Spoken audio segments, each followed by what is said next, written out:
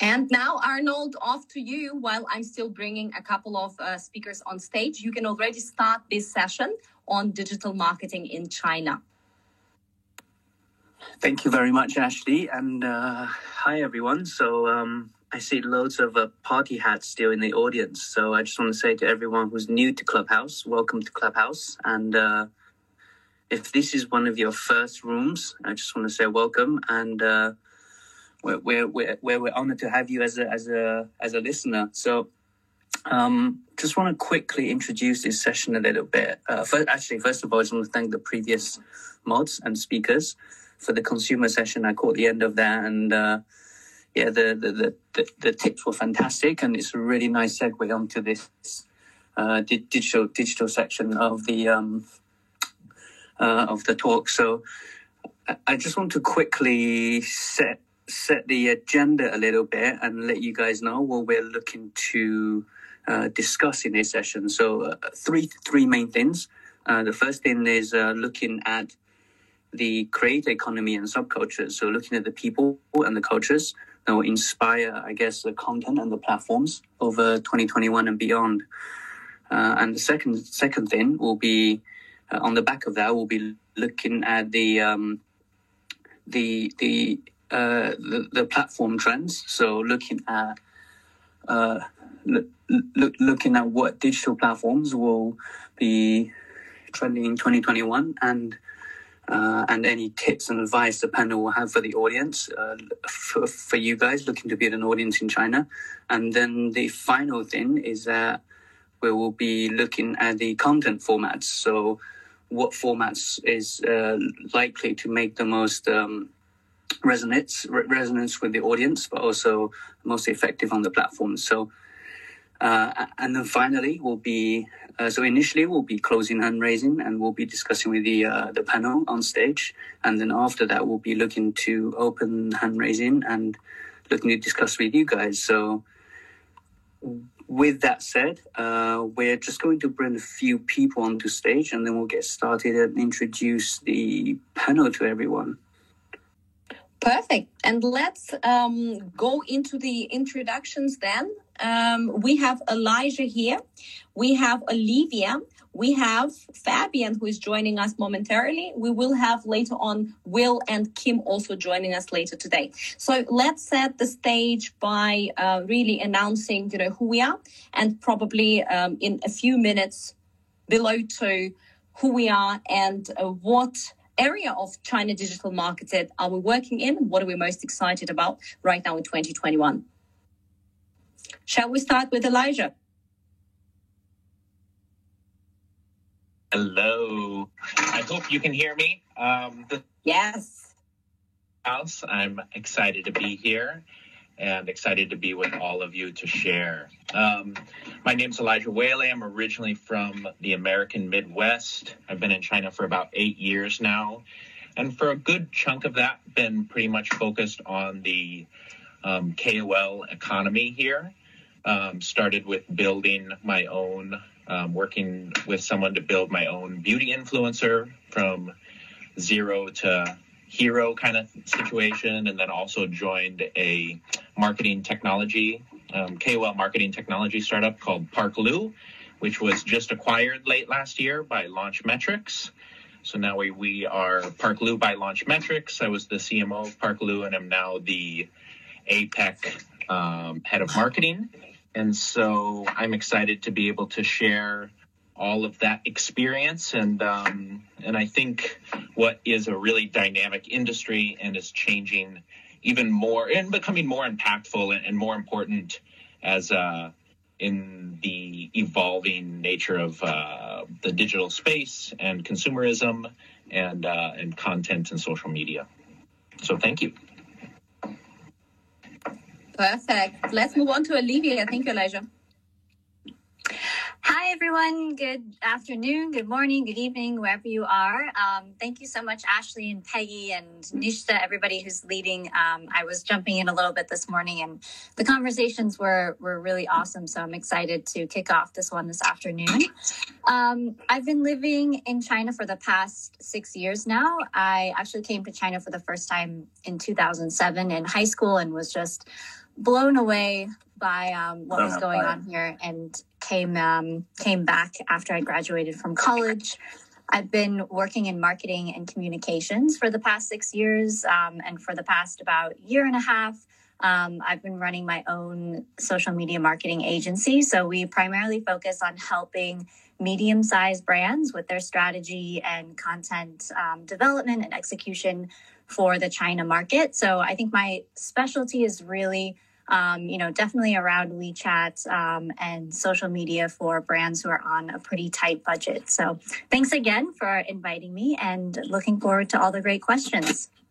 Thank you, Olivia. And what is your the area where you're most excited and looking forward to essentially in 2021 when it comes to digital marketing in China right now? Is it WeChat?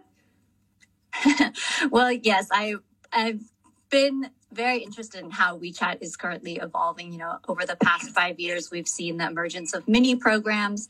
Now we have video integrated into WeChat. So just looking into how that's going to evolve, and how live streaming is also going to play a role into WeChat's future. Gorgeous. So Elijah's watching the KOL space and the development of influencer economy, and Olivia is definitely watching WeChat and evolution of that ecosystem. Let's move on. We have Fabian right here. Fabian, in 2 minutes, a bit about yourself and what are you most excited about when it comes to 2021 digital marketing space in China? Yes, thank you so much, and good morning, everyone. It's 6 a.m. for me here. I'm based in Amsterdam at the moment. Woohoo! Another early bird. And I haven't slept yet, so I've been listening in this room for a couple hours already. So it's been super interesting. Thank you so much for organizing this. My name is Fabian. I've been in the KOL space for the last couple of years as well, for a very big part of that in China and now also abroad. And have been really focusing on the short video and live streaming industry, mainly have been building an expertise around Douyin and TikTok outside of China. So representing a whole group of creators in different industries, organizing live streams, content production and social commerce, live commerce and everything around that. And also in 2021, it's an industry I see being very interesting, definitely live commerce and social commerce, and seeing that further growing and the importance of KOLs and creators in general. So that's basically me, and very excited to be a part of this. Gorgeous. Thank you so much, Fabian. We are moving on to another extraordinary creator. William is joining us today. Hi, William. In 2 minutes, just about yourself and what are you most excited about in 2021? Oh, cool. Excellent. Okay, yeah. Hi, everyone. Thanks for inviting me. Very excited to join. I'm probably the first Western influencer on Bilibili in China. Started in mid 2015, and I've kind of done the whole influencer life cycle. Went from being one of the biggest Bilibili influencers 2015 to now in 2018 when I started my own company, and now we help brands who want to get on social media. We do a lot of content creation for Douyin and Bilibili and Weibo and all that. I'm just very excited for how short videos are going to kind of work with e-commerce together in the future this year. And especially on short video platforms like Douyin and Kuaishou, I'm very excited for. And of course, the evolution of the knowledge sectors on Xigua and Bilibili and things like that is also something I'm excited for in the next couple of years. So thank you. Thank you so much. And we have EM joining us here today. Hi, Em. Hey, everyone. First of all, thank you for having us really early in the morning. I'm also in London. It's 5 a.m. So I have slept. So I think it's someone else who basically didn't sleep, but I did sleep. So basically what I do is I do strategy for brands who want to do business in China. I was in China. I lived there for 5 years. And then since 2018, I've been basically helping brands either enter the market or try to solve, some of their growth issues that they have in the market. Obviously, I think for 2021, we see a few little things coming up. One of the things that we're talking about are those new platforms which are really taking off. The rivalry between, for example, Kuaishou and Douyin is something that we find of interest. We also think those what we call now old platforms like Weibo, WeChat, still have some interesting elements and innovations which are going to be quite interesting for the brands as well as for the consumers for this year. Really excited about this conversation and sharing with everyone. Thank you so much, Em. And we're going to ask Arnold to once again introduce himself from the digital marketing perspective, because he's going to be leading this session. So Arnold, your 2 minutes. Thank you, Ashley. Thank you very much. I appreciate everyone. It's a great introduction, and there's loads of really great experiences on stage. So guys, before I introduce myself, I just want to say, please start thinking about questions you might have for the panel. And while you're doing that, please fill out your bios so we know who you are and we can let you on stage quickly and more efficiently. So I'm Arnold. I was born in China. I grew up in China and then moved to the UK to study and then work.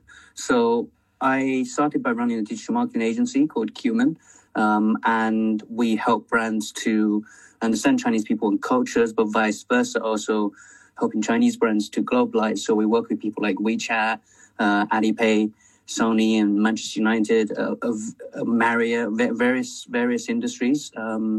And we've recently been pivoting into different space. So we're looking to build a creator platform for Chinese creators and helping them to publish their content on the global stage.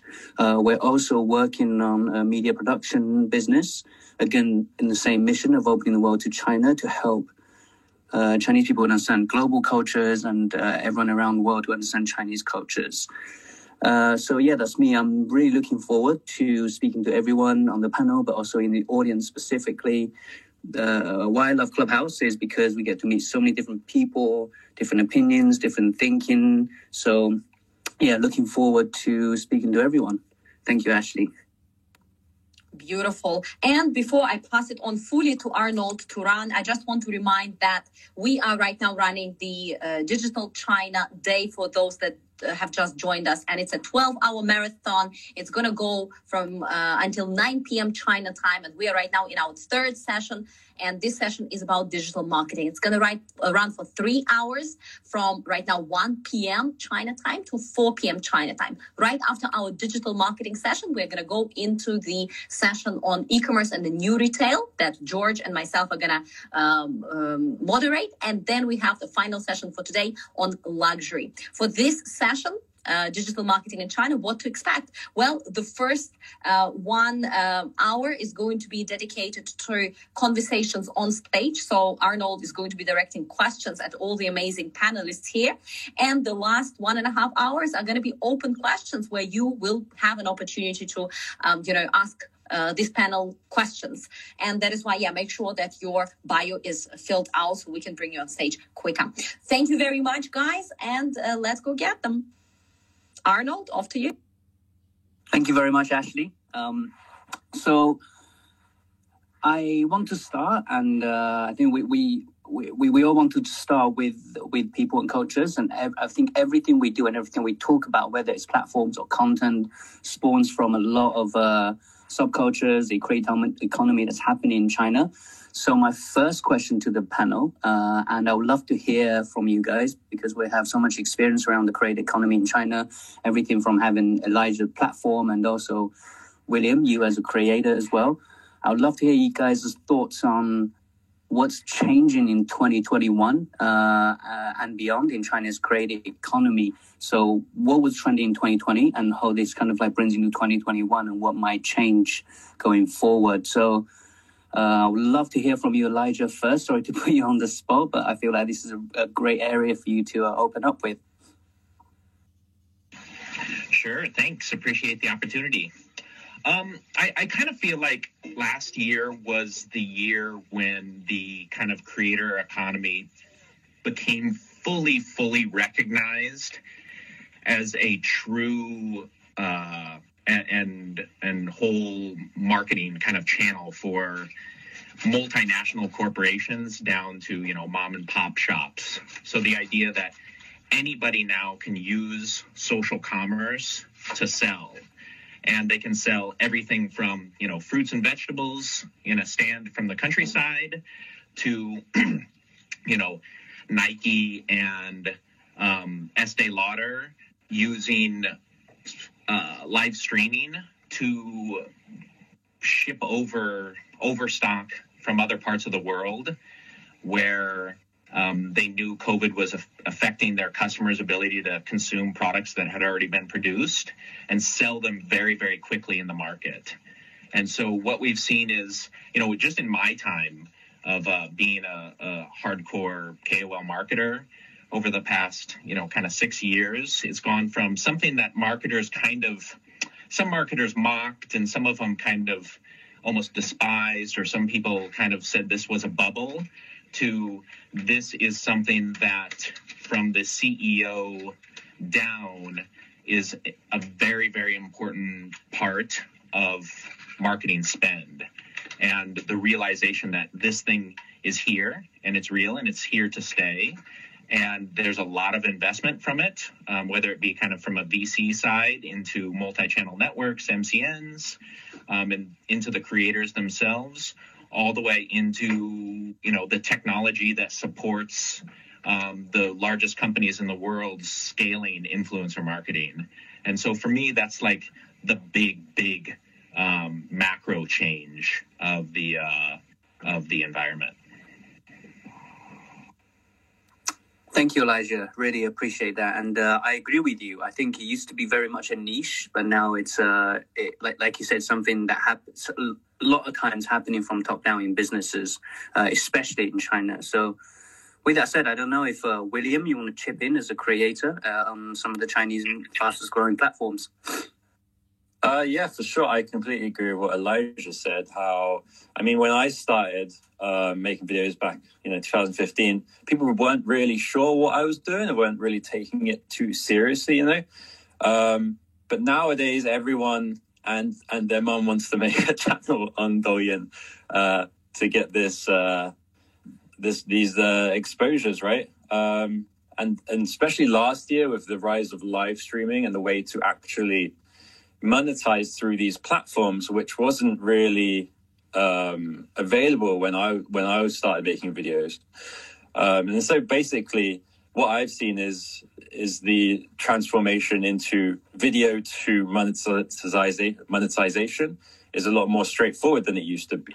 And so that's why these brands are really trying to jump on board and make some money out of it. And the other one I've seen is last year, when I started, people were working with KOLs more, but now from last year, brands are really they can work with the platforms more to promote their products, which I think is a new way of advertising for these brands as well.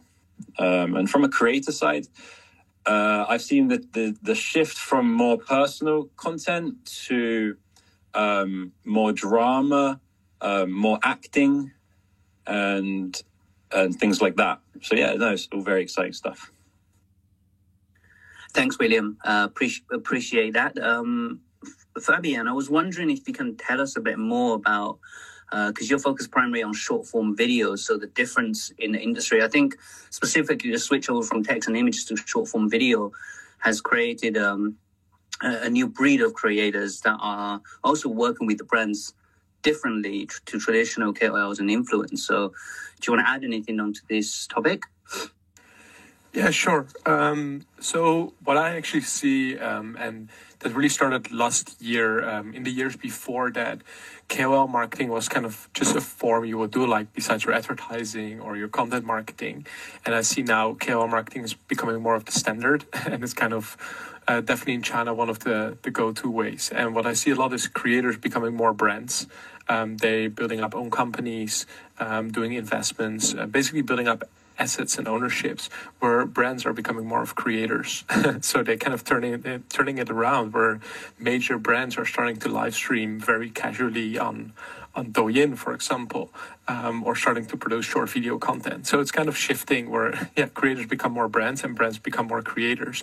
And it's a very interesting development, and definitely with the growth of short video and live streaming, for some brands, it becomes more accessible, and they really start becoming their own creators and becoming their own KOLs, basically.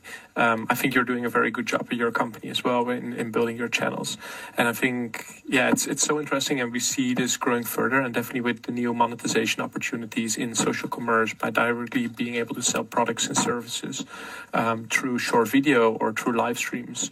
A lot of brands see a lot of new opportunities as well. So... Thank you, Fabian. Just to give you guys some context, Fabian mentioned some of the media assets we're creating as an agency, and I agree with what he's saying about brands becoming kind of almost creators themselves, right? So rather than building traditional brand channels where it's kind of laden with product services, like promotions of your products and service, a lot of brands are trying to connect the subcultures closer by creating content that are less about the products or services, more aligning the brand, the brand with the subculture they're trying to resonate. So exactly as Fabian said, brands are creating cultural content rather than branded content. And I think that's a big difference in 2021 and beyond. So with that, Olivia, would love to hear your thoughts on this topic as well. I know you have worked with loads of brands in 2020 and I'm sure in 2021 and beyond. So please let us know what you think. Yeah, I think there's two things I want to touch on. What Elijah mentioned about the creator economy, where basically anyone now with, the emergence of all these different platforms can become a creator. So you have farmers coming up with extremely creative short videos, selling their apples and oranges and anything that they're growing. So that's really, I think, putting DTC, like direct to consumer, in a whole new way. You have platforms like Pinduoduo. They're helping a lot of these farmers and agriculture businesses sell directly to consumers, through supporting them with video and other technology to grow their crops. So that's been quite an interesting aspect of the creator economy. And another thing, you guys were just talking about brands becoming creators. I think it's going both ways. Like creators are now becoming brands. So you have all these KOLs who are developing their own brands now and actually becoming wildly successful. On 11/11, a lot of the top KOLs are selling out completely and doing much better than the brands that they're working for by selling their own products. And then, as you mentioned, brands are becoming creators. So I think the main takeaway here is that all content, like you said, Arnold, is coming from a place from not being branded, but coming from, much more of a creative and I think connecting to consumer first rather than, trying to push out a product first. Thank you, Olivia. 100% agree with you. And I think there's a lot of awesome knowledge that the guys are dropping already. So I can just reset the room very quickly, guys. If you're just joining, we're talking about Digital China, but more specifically, digital marketing section. So starting with the creator economy and also subcultures, and then we'll move on to digital content and digital platforms. We'll be looking to open hand raising in probably about an hour.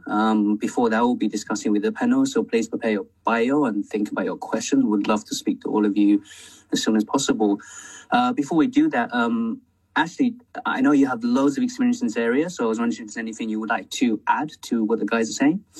Yeah, well, thank you, Arnold. I think that when we talk about content in China and how content has changed in the past year and a half, or even two, I would say that we cannot not mention 下次, oh my God, I've been on for like 4 hours, but essentially 二次元, right? This anime comics, and games. And right now I see so much content actually going into this direction. So there's anime content. We create brands that have anime representatives.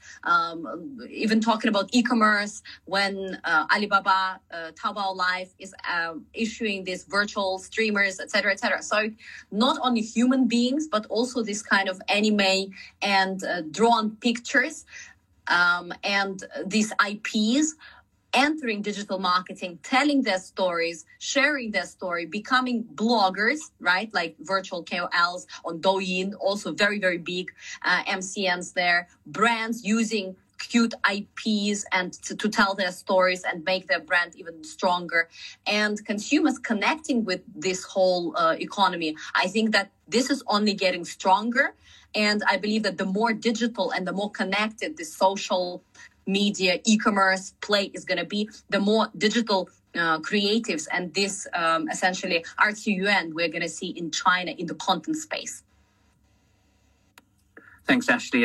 So glad you mentioned anime and gaming, because those are massive subcultures in China. And I think most people understand that these are big subcultures or popular in China, but they don't realize exactly how mainstream they are. So gaming, for example, we know has over 500 million gamers just in China alone. So it's a really interesting area to explore, and we'll be discussing the subculture a bit more later on. Before that, Em, would love to hear your thoughts as well. Do you have anything to add? Yeah, I think we pretty much all of us agree on some of the new changes, or at least the prevalence of those new platforms picking up really, this new year in 2021.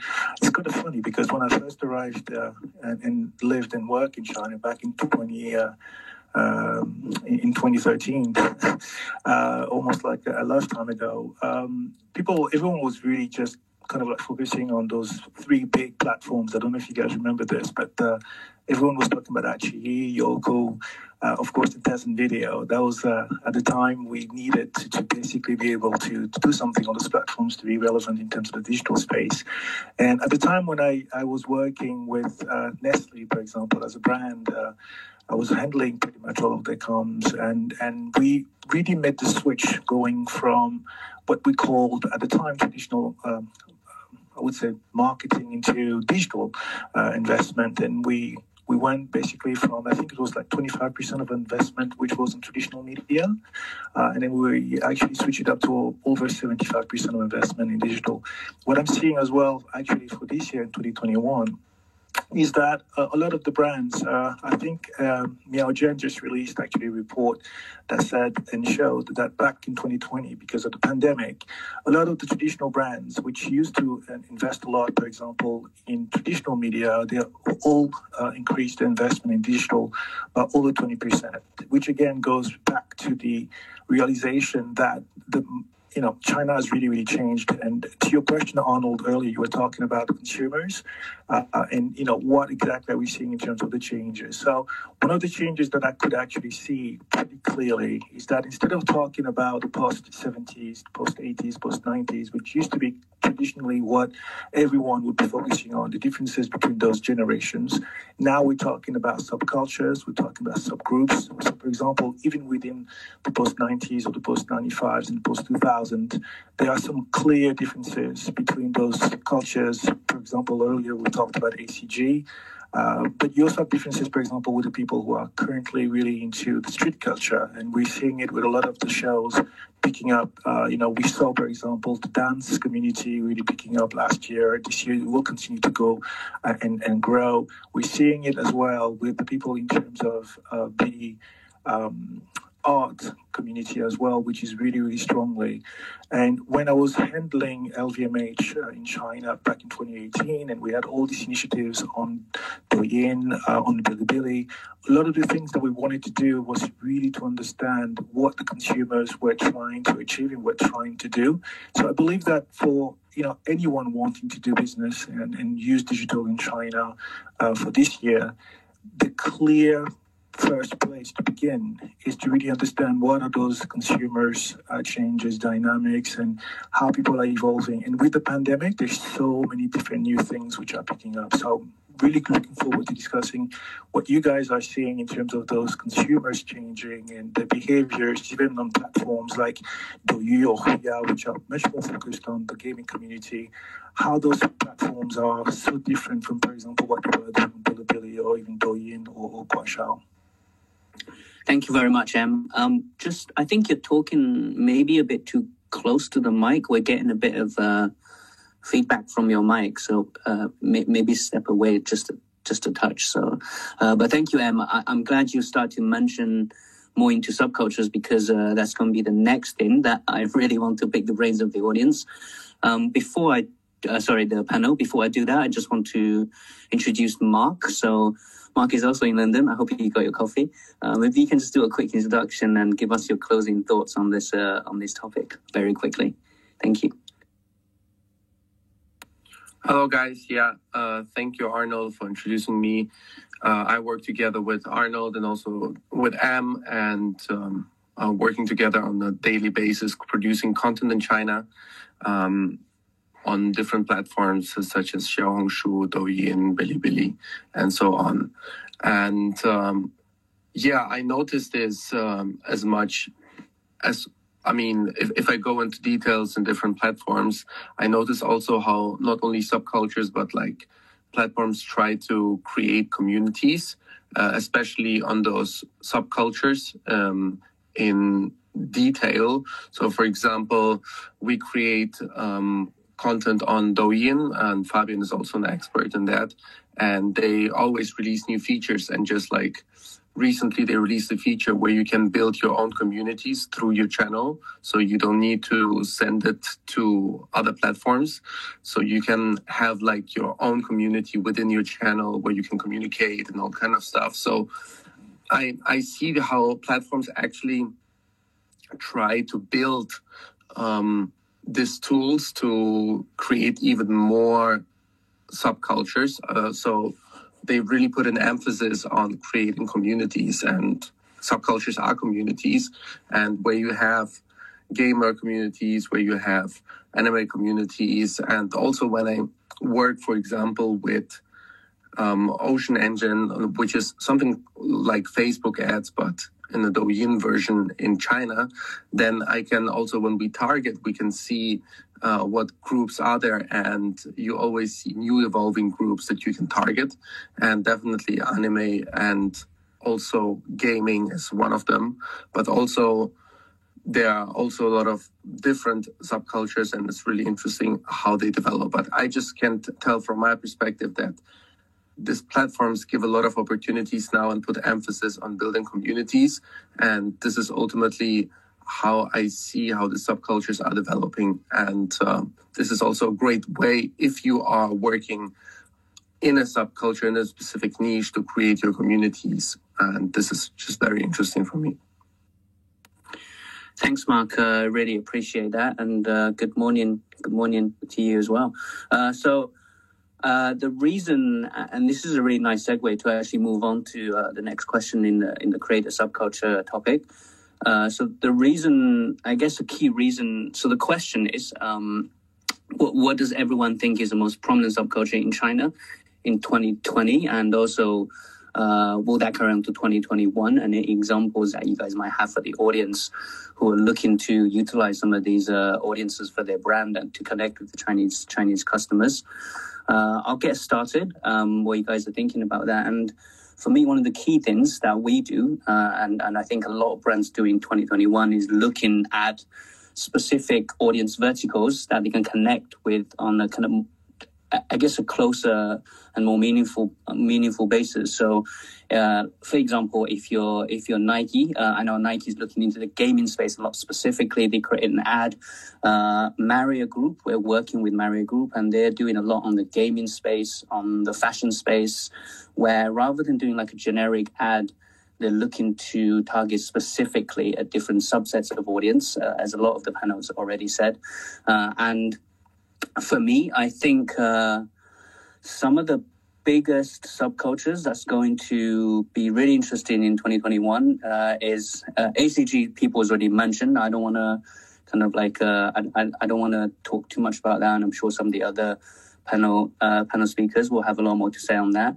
I think education is going to be actually very interesting. The rise of Zhihu, and also Zhihu is encouraging a lot of creators on there. So they're putting more money into there to be able to give creators an income on the platform, which will hopefully create more content and build more of a community. I think fandom is going to be really interesting. So I can talk about this a bit later on, but before I do that, I just want to pass the mic onto the panel, and I don't know if anyone would just jump in. I don't want to put anyone on the spot. So does anyone jump in, kind of start talking about what they think might be some of the most interesting subcultures in China in 2021 for the audience? Thank you, guys. I could talk a bit about the education section, because we work with Bilibili on this a little bit, and they really want to get some of these university teachers who specialize in a certain we work with a poetry one and some other language experts. And the reason they want to do that is because they want to start to get a bigger audience to go to their platform, and they want to make KOLs out of people they see as people who can deliver a lot of value in their videos. And so this is definitely a subculture that will be growing. And I saw Xihua also going to put a lot of money towards the knowledge area. And so some of the brands we work with, we're actually currently telling them that if you want to get into being an expert in a certain field, then this is probably a good time to do it, because that's where you're going to get a lot of support from the platforms, including Douyin, Xihua, Bilibili, and Zhihu. And like you mentioned, they're coming out with the video version of Zhihu as well. So being a teacher in this year and building a following around whatever you're teaching would be a good opportunity, I think. Yeah. I think I can jump in and touch on kind of like the sports communities or I think outdoor running. We can just focus on that one first. When I first moved to China, when I was living here in 2015, I was living in a very small town of just 6 million people.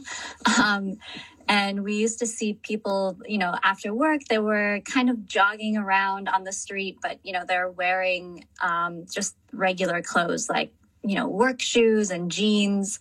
There were barely any gyms around. There wasn't really any kind of workout culture or communities around. And then you fast forward just, 2 or 3 years. In 2016, myself and a group of other people, we started a free fitness community in Shanghai. And we started out, we were mainly foreigners. We had 20 foreigners. And little by little, we were just working out outside, and more local Chinese people started joining us. And now this group, we've had over 10,000 people work out with us. We're in 10 cities all over China.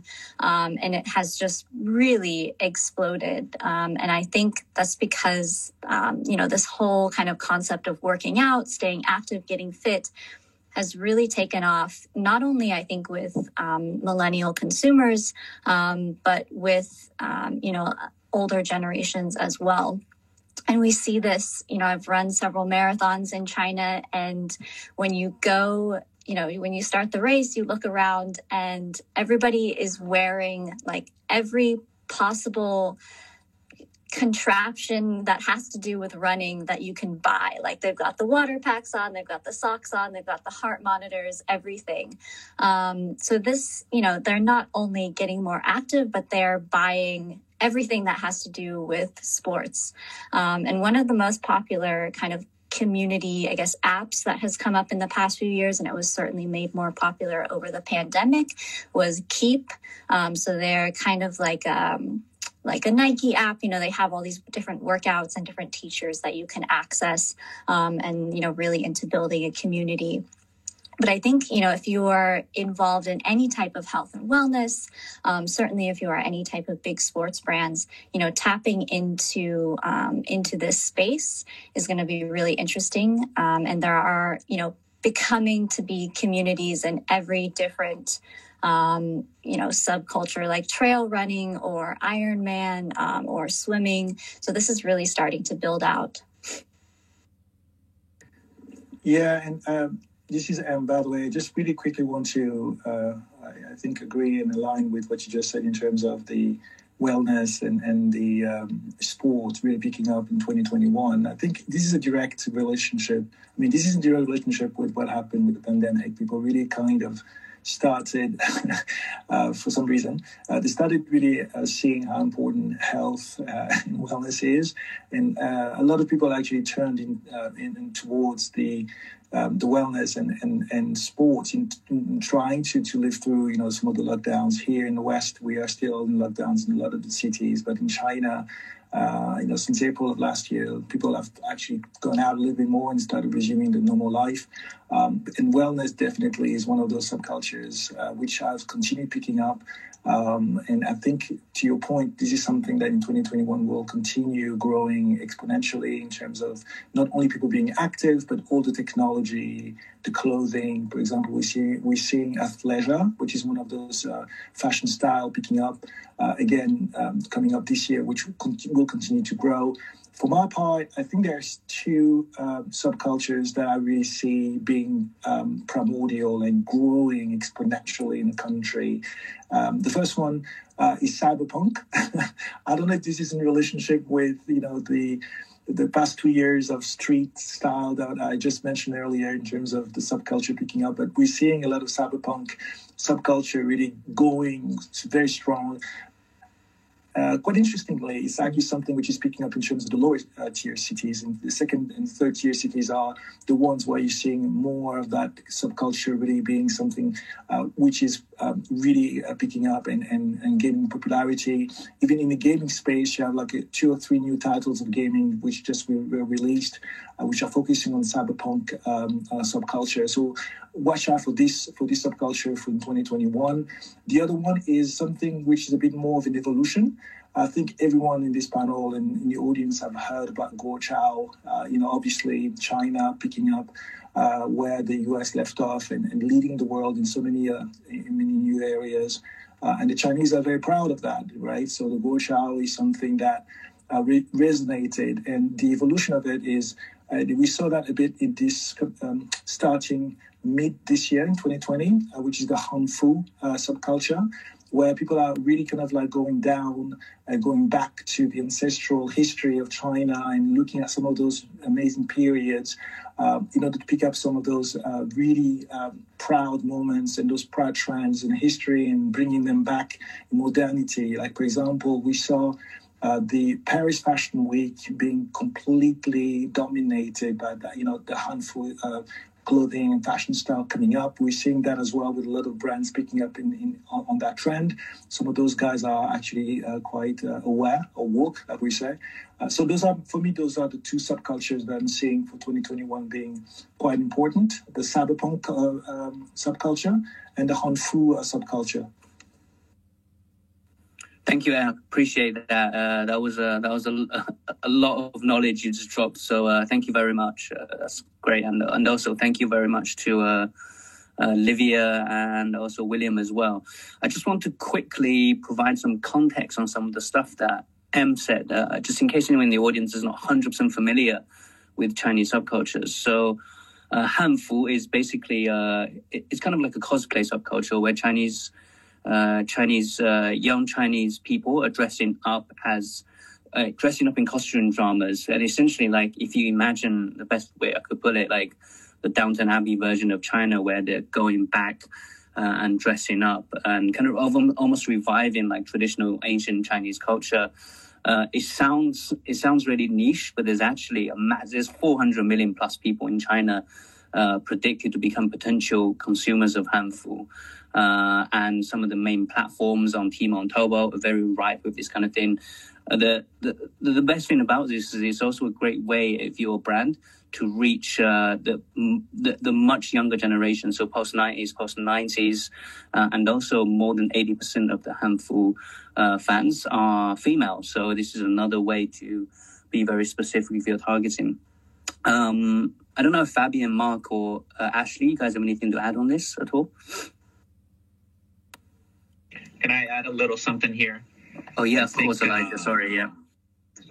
Yeah, no worries. I think one of my things about this kind of subculture trends and stuff like that is, and marketers get into this all the time, is they're kind of like drug addicts, always looking for the next high and what's trending and let's jump on board with this. But by the time you know that something's popular in China, that ship has already sailed. The wave is gone. You can't catch that thing. And so the behavior that people get into of, oh, what's this thing that we gotta go with is looking in the rearview mirror. And so and the problem with it is the community is already developed.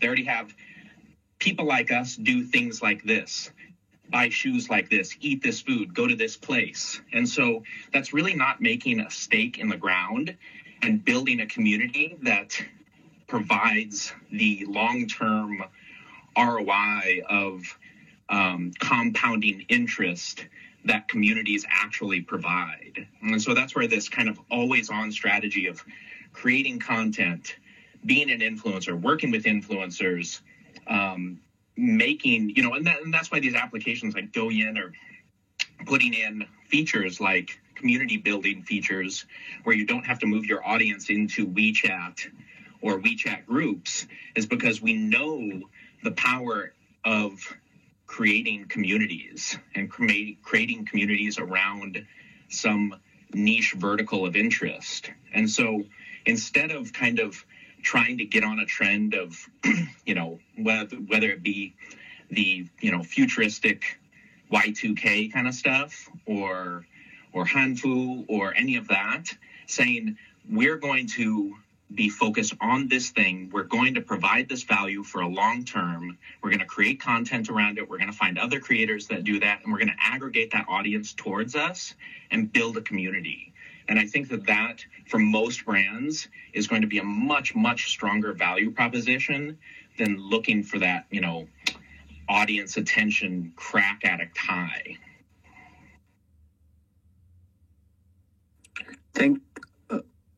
Go on, Em, please. No, I just want to say that Elijah actually does have a very valid point in terms of trying to ensure to stay away from fads versus actually deep cultural trends which are driving some of these communities. So the reason why I mentioned Hanfu as one of those important and coming up trends, because it's directly related to another one which is long lasting, which is the Guochao, and this is something that I don't believe will die off anytime soon.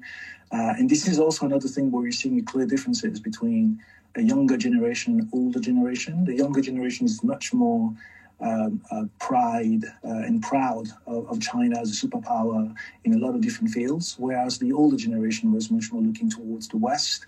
And that's why you're seeing a lot of those new trends picking up, a lot of those new subcultures picking up in spaces which are completely not something that any Western marketer would actually recognize or even understand. I mean, as a foreign marketer, if you come to China and someone tried to explain to you what exactly Guochao is and how he went through and now he's coming up as Hanfu, it's going to be very difficult to understand if you don't really live in the country and understand some of those behaviors and some of those things which are picking up. So I think Elijah is absolutely right. It's very difficult to distinguish fads versus actually deep cultural, I would say, habits and behaviors which are actually giving up and making those new cultural subcultures basically taking form.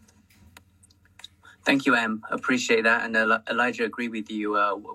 Really well put. Fabian, Mark, Ashley, would you guys like to add anything else to this topic before we move on? Yeah, I can. I would add maybe on what Ashley also said when she talked about Keep and the health industry in general. I mean, we all notice, I think, a trend or at least a development in the food vertical. So first, like usually Chinese had a specific thing in the food sector where it was like presenting to eat. They often eat in live streams where present their food, what they eat. But also I know that there was also a lot of influencers that would eat a lot, like a huge amounts of food. That was like a thing that where they would go and eat, like a slim guy would eat 20 burgers and film all of that. But that was banned as well by the government. So like in terms of like being against food waste. And also I noticed that a lot of restaurants and also big chains are going green and also introducing this meatless or fake meat and vegetarianism and stuff like that. So I think that connects a lot with the whole fitness and wealth, like health direction. So I would say that this is definitely could be a focus within the food sector, raising more health awareness of what you eat, and people are more considering like healthy food and green food and all of that. So this is definitely, I think, not only a trend, but this will definitely evolve and raise actually more awareness in China. So definitely I would think one should look out for that development in the food sector. And to build on that, thank you, Mark. To build on that and on what Elijah said about separating fads and trends and the real consumer behavior, we have recently issued a report, a very big report on China, and there are 10 consumption trends. Some of them are deeper cultural motions, and others are exactly something that's going to be probably fading out in a year or two. But the interesting thing is definitely the night economy. It's undeniable that more and more people changing their behavior because they go into this night economy. So they finish work later, they go out later. Even cities like Changsha or Beijing, they are actually building themselves and their economy around this 24-hour city, right? And online, we have so many online evening shopping festivals and evening advertising and evening live streaming shows. And when I say evening, it's something that starts at 11 and goes until 2 or 3 o'clock in the morning. So night economy is definitely something that I'm personally watching for. The other one is lazy economy. I think it's global, but essentially there are younger people and middle-aged people and older people in China that all follow this lazy economy. So something that, basically needs to be convenient, easy, et cetera, but it is a global trend. The fan economy we've mentioned earlier, and in Asia here and in China in particular, I mean, in the West, it's difficult to understand what does it mean, fan economy. I like, Britney Spears, and I will buy her CDs or go to her concert, but fan economy in this part of the world means that it doesn't matter what Britney Spears, what kind of product she advertises or endorses, I'm going to go and buy this product in order to support my idol. And very often these followers of fan economy are actually younger ladies or ladies that are already working, that are somewhere between, from 15 to she can be 35 years old. And they look at these bands. Very often they support younger brands of younger boys. They look at them as younger brothers, not as potential, boyfriends or whatever other motion you can have there in the West. So it's very, very interesting. And fan economy is definitely, in my view, here to stay, judging by, what's happening in Japan and Korea in this part of the world. It's just a deeper cultural motion. Pet economy is something very, very big. Obviously, pets are new children. What I'm personally watching for as well is the financial and investment as a social currency for Gen Z. So right now, when you, especially in first, second tier cities, when you talk to Gen Zs, half of their discussions are about, are you investing in XYZ? So it's very easy to invest when you have Alipay, right, and other investment tools available on your mobile device and digital wallets. So this becomes a really big trend. So educating young people how to invest, how to plan for the future, and at the same time balancing in China this thrive for consumption and the fact that people right now basically want to invest as well and be smart about their money. I think here, this is something here to stay. Guochao economy was mentioned, ACG, anime, comics and games have been mentioned, fitness economy, and fitness also what Olivia was saying, fitness not only physical but also mental fitness. I personally believe that's also here to stay. And just now we had Mark, I believe, if talking about guilt-free status, right? That when I purchase products, something is good for me, good for society, good for environment. This is just beginning. We're still a long way to go. But the final one that I would like to mention out of these 10 consumption trends is the IP and blind boxes. This one, I'm unsure. I don't think that it's there to stay for a long time or change the culture in any major way, but it's definitely a sprout out of something quirky, right? So you have this blind box that you used to buy like in Japan, right? Like a Kinder Surprise. So you're purchasing and you're looking for this toy and you're trying to put a collection together, right? And in China, it works really, really well. And there's a lot of IPs that are essentially coming out of it. And people, not only young, but also, you know, we see elderly people are also getting into this a little bit. And I think it's very, very interesting. It definitely changes the behavior of some particular subgroups. Thank you so much, Ashley. That was an awesome knowledge drop. Where can people get this report that you're talking about? Is it chaozan.co or? Absolutely. So you can go to chaozan.co and download it in the report section, or they can join our WeChat group that I keep promoting. If you would like to, guys, get onto our WeChat group for this specific section, please add Shanghai Peggy onto your WeChat, and we're going to add you onto the WeChat group with this audience for networking. I will also be very happy to drop it there for everybody's viewing. Thank you so much, Ashley. Yeah, so you guys can also scan the QR code in Peggy's profile picture to join the group. Really great way to connect with like-minded people. I think we have over 400 people in the group already, so hurry up before we reach the limit. Fabian, you haven't said anything on topics. Do you want to add anything at all? Or? No, don't have to. I think most has been said already, so I don't have much to add. I agree with everyone here. Cool. Thank you so much, Fabian. I just want to quickly wrap up this topic by adding a few, stats and anecdotes. And I guess before I do that, the reason that we talk about subcultures so much is because I think the magic in advertising or traditional advertising and now digital marketing comes with finding the overlap. If you imagine a Venn diagram between what the brand cares about and what the audience cares about. And you can't really truly know what the audience cares about without looking into some of these subcultures, whether they're fads or whether they're here to stay. It's important for us as marketers to understand these things. And I'm sure when you look at a lot of the campaigns that happen in China now, they are hyper local, right? They're not just like globally adapted campaign. Well, a lot of brands try to reflect what the brand stands for globally with kind of like a local execution. That's something that's worked really well in China. Not just 2020, but over the last couple of years as well. So the next thing we want to move on to is to talk a bit more about content. So leading on to the understanding of people and cultures, I would love to ask the panel to start thinking about the kind of content formats and the type of content that's going to be popular I guess was popular in 2020, but also going to be popular in 2021. Sorry, before I move on to that, thank you for making me aware that Peggy's QR code is not working, is not scanning anymore because too many people, we've reached the limit. So please make sure you, instead of scanning the QR code, add Shanghai Peggy, and she will manually add you and pull all of you guys into the group. So moving on to content formats. I guess the question I have for the panel is that,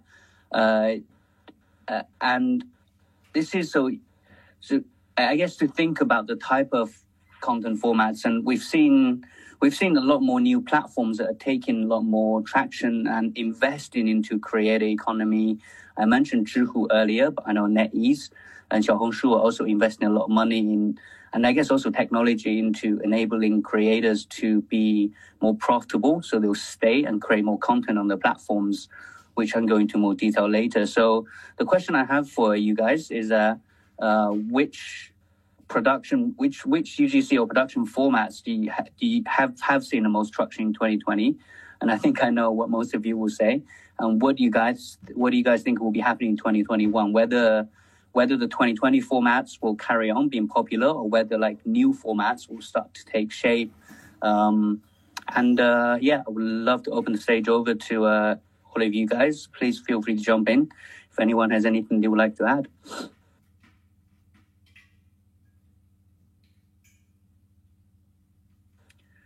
Yeah, well, Mark. Yeah, maybe I can start with something that I noticed just recently. Being active on, I mean, every different platform has a different audience, or at least a different direction of the audience. And this is mainly what will define the formats that you need to use and you need to think about to be successful in. I mean, I know from experience that have been on different platforms, you really need to understand your audience first. And on the difference, for example, between Douyin and Xiaohongshu is complete, almost difference in worlds. Because if you understand, first of all, what is the data on the platform itself, what are the people, are this Gen Z, are this like on Douyin, for example, I feel like there's a massive gap because I created multiple channels there and actually all the channels show the same, and big data as well. There's actually a massive gap in the 23 to almost 28 population. There's a massive gap there, and there's also a huge population of men in terms of gender, whereas if you look at Xiaohongshu, you see exactly the opposite. You see exactly that group from 18, below 18 to 21, and then 23 to 28, all there mainly, and 90% of them is women. Yeah, so, and this is the platform demographics. Yeah, it's not even my channel, it's just the platform, and then it also shows the same thing in the channels and as well. And for example, Xiaohongshu, they had just recently a community where you could join, and they were pushing a lot of love and relationship and all that kind of hashtags where they push a lot of not only talking about these topics, but a lot of creators that are going into the direction of couples, interracial couples sharing their life and vlogs and all about love and relationship and all that kind of stuff. So I feel that they're more aggressively in this direction, for example, at Xiaohongshu, and people really like to see it. And I guess that this is also good for monetization if they want to build an emotional connection and sell the products and stuff. But definitely, to understand the formats, you first of all need to understand the demographics of the platform and then understand your target audience.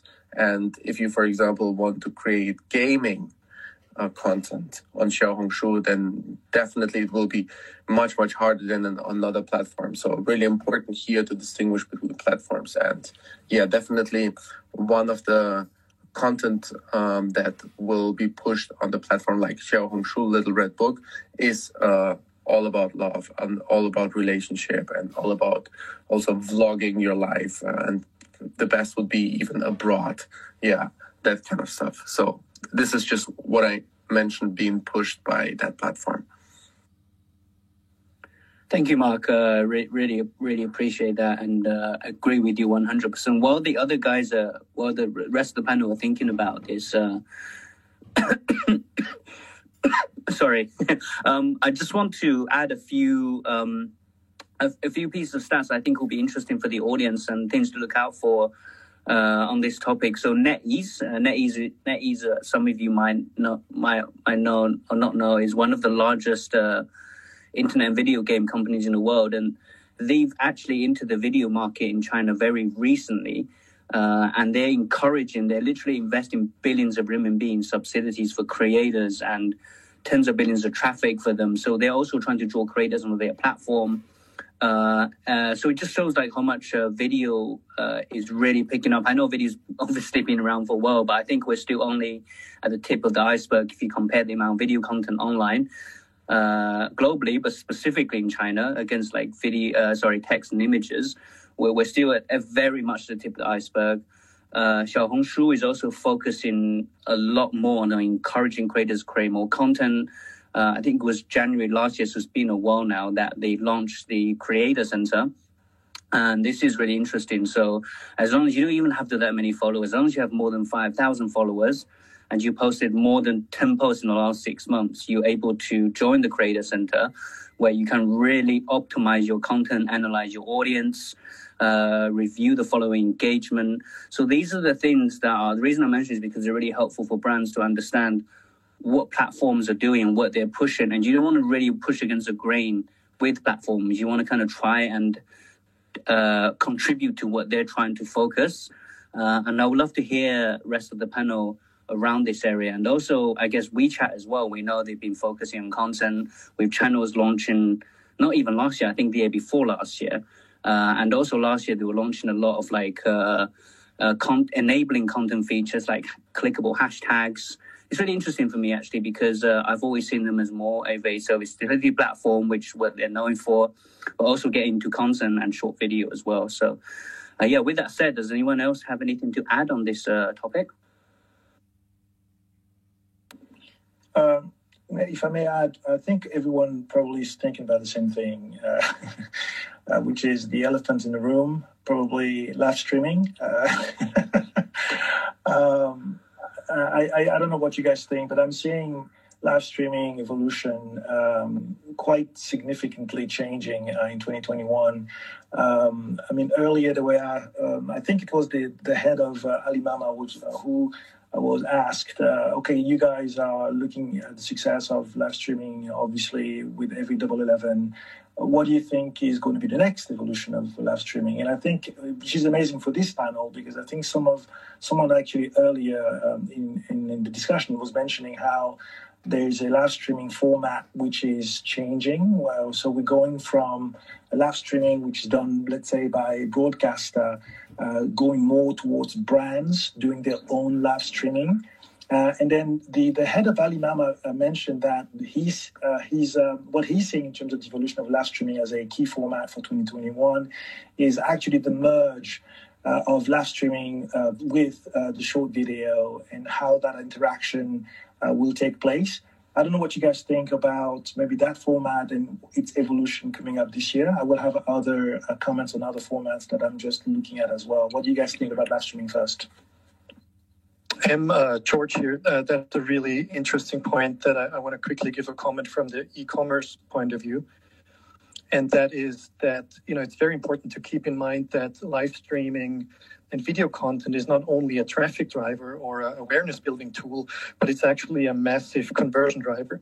So you have to imagine that in the last few months or in the last 1 year, it has become pretty much standard that inside of the Tmall or Taobao app, when you are the owner of a flagship store, your Nike or your Apple or any other famous brand, that you actually host a live stream directly inside of the Tmall app on your store, on the Taobao app on your store, at least 8 hours per day. And, in the West and on Amazon, we're still in a world where you have one product picture and 3 bullet points, and that's your product page. In China, you have 5 product pictures on top, 20 product pictures laid out in the whole section of the page. You have static video, and then you have a person doing 8 hours per day minimum live stream on that particular store and doing customer service and pre-sale that maximizes conversions.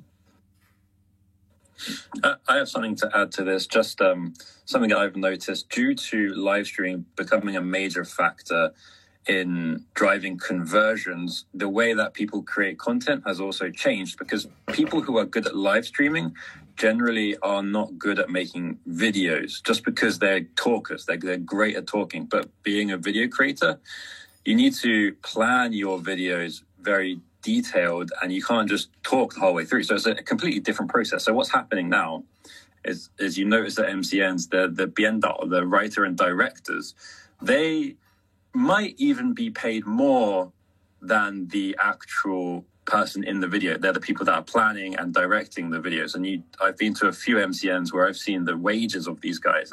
They're like 60,000 RMB a month wages.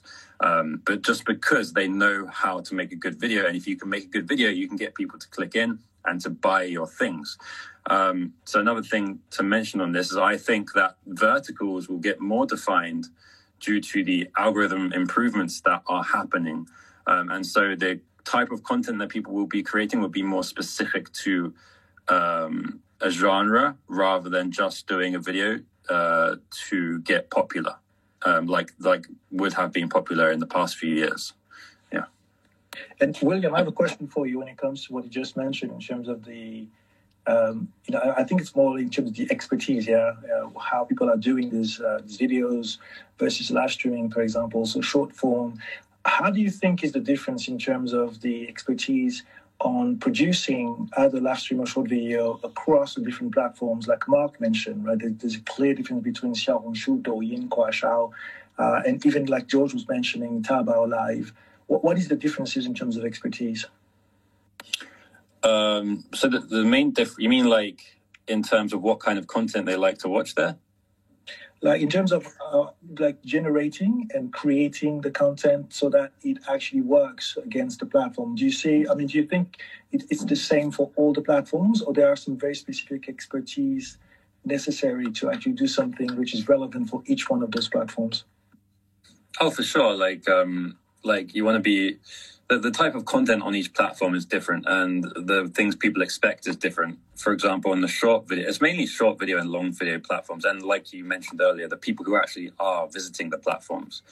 So, for example, if you want to get big on Bilibili, then you want to be more clickbaity and you don't have a clickbait thumbnail. It's more similar to YouTube in that way. And you don't have to get straight into the, into the most exciting part of the video in the first 5 seconds. You want to really try and show your personality in a video like Bilibili and grow a more loyal following. However, on platforms like Douyin and Kuaishou, then you really want to get into that. Why are people watching your video within the first 5 seconds and grab their attention and keep it for as long as possible, but not too long, like 20 seconds. So the type of content, the expertise behind how the algorithm works is a lot different between the platforms. But to be honest with you, I think a platform like Douyin, there's a lot more, like Taolu, that you can use to get more views on there. But for Bilibili, it's a bit more of a grind, but there are definitely some tricks you can use. Thank you, William. That was awesome. Really appreciate that insight. Really practical. Olivia, did you want to say something?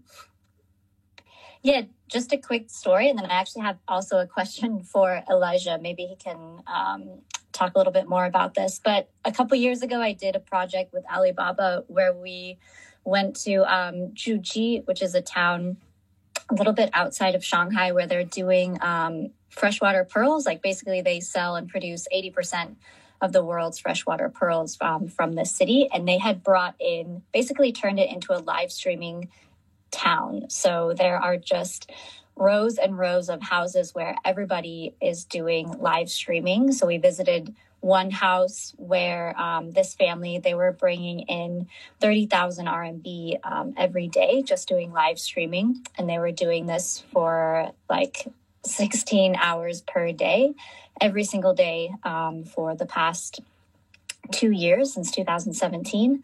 And I think at the beginning, like, of course, they needed to keep it very entertaining to capture their audience. But in the past, I guess, year or so that they were doing this, when we had interviewed them at the time, they said that one of the reasons that they were able to be more successful was the amount of expertise that they brought into the live streaming. So not only that they were adding, this like entertainment or eye-catching piece into there, but, they've been doing this for generations. And so they were able to talk a lot about the pearls actually that they were selling. And so I think one question I also have for Elijah, because I know that you guys were producing video for a long time. So I'm just curious if you how much did the content of your videos from, year one up until recently, was focused around building that connection with the audience and then, showing expertise about the makeup or the beauty products? Yeah, I think, I'm not sure that's a dynamic that's necessarily changed for us in particular or for anyone. The reality is that the best content in the world matches this cross-section of education and entertainment. And that's really because entertainment is mindless, distracting type of content that is fine and good, and we all need some amount of that. But eventually you will get tired of that. And pure educational content is great, especially when you really, really need, the resources to educate yourself on a specific topic. But it's also boring. And so the best creators in the world, and I think the platforms recognize this too, are those that have this cross-section of making education fun, or that when you walk away from a piece of content, it feels like it didn't just take from you. Because content is, even right now, everybody's attention is being taken away from them as their time is being taken away, as they are hopefully learning something and something being added to them. The entertainment value of this, I don't know. I think that there's some amount of dryness to it, but there is for sure, this is one of the most important things. And this is what Bilibili is trying to figure out. Me and William have talked about this before on a podcast not too long ago, in that Bilibili is bringing in all of this educational content, trying to make it entertaining and strike a balance there. And I think, the greatest weakness of some of the short stream platforms is that they've built algorithms based around virality. And the reality is that most of those users are going on there are viral content looks more like a guy getting hit upside the head with a toaster than it does someone explaining quantum mechanics. And so, but at the same time, then you have this low value return where people go away from hours spent on it and they feel like they didn't gain anything. So I think that that's really, really what all the platforms know. And it's also what the creators know. And everybody's trying to find and strike that balance. Appreciate that. That was really insightful. And thank you, Olivia, as well. Mark, do you want to add something? Yeah, I wanted to actually maybe jump with a question to William and Elijah and actually everybody else here. I was wondering because, jumping or connecting to that point, Elijah, you mentioned with the virality, it's mostly because, let's take Douyin, for example, and I think that they maybe revolutionized, but they definitely set a direction for the algorithm, which is more a content-based algorithm, right? So, which means the really attractive thing there is the organic reach, and the organic reach depends on different interactions with your video. Or so if your content is good and you have good interaction score on that video, then your video tend to go viral or get a lot of organic traction without even having so many followers. And for everyone in this room, I would like to know, because this is the other way around as well, right? So you can have also 1 million followers, but if you suddenly do a bad piece of content, at least what the algorithm thinks is a bad piece of content, then your video will not be promoted at all. And you may end up with like 1,000 views with 1 million followers, which would probably not happen on a YouTube platform or Instagram, at least from a network based content perspective. And my question is for everyone who is building accounts on brands on their own or working with consulting them. So yes, what happens actually? What do you advise there if you get to 1 million followers or you get to hundreds of thousands of followers? But the thing is, you still can end up with no reach. So what's the point of building that huge audience, or how do you deal with that? You need probably writers and script writers forever, right? It's not like you build an audience and it's just. What's your experience on that? Maybe also on Bilibili, I would be super interested if this is also the case, because I know on Douyin is like this. We have I have channels where we have 150,000 followers, and there are videos that reach sometimes only 2,000 people, and it's well, what's happening? Or on Xiaohongshu, the same. Could be you have only one like out of 800 or 8,000 or 10,000 followers. And I'm questioning what's going to happen in the future. What do you think about this mechanics or this dynamics? Thank you, Mark.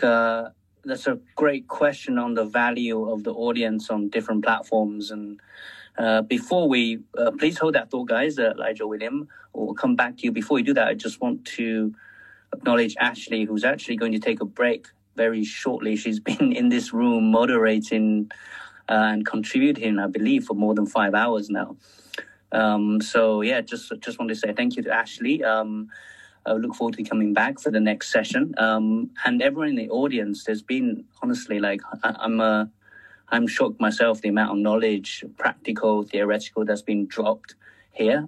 So make sure you follow everyone on stage and hit the bell icon if you want to see more rooms on digital marketing, on Chinese platforms, on content, on audience behavior, anything to do with China. I know everyone here hosts room themselves as well. So yeah, make sure you follow the guys as kind of like a thank you, but also to be notified when they start rooms, more rooms on this topic, because we honestly can talk about this for endlessly pretty much. And also I just want to welcome quickly and acknowledge Roy as well.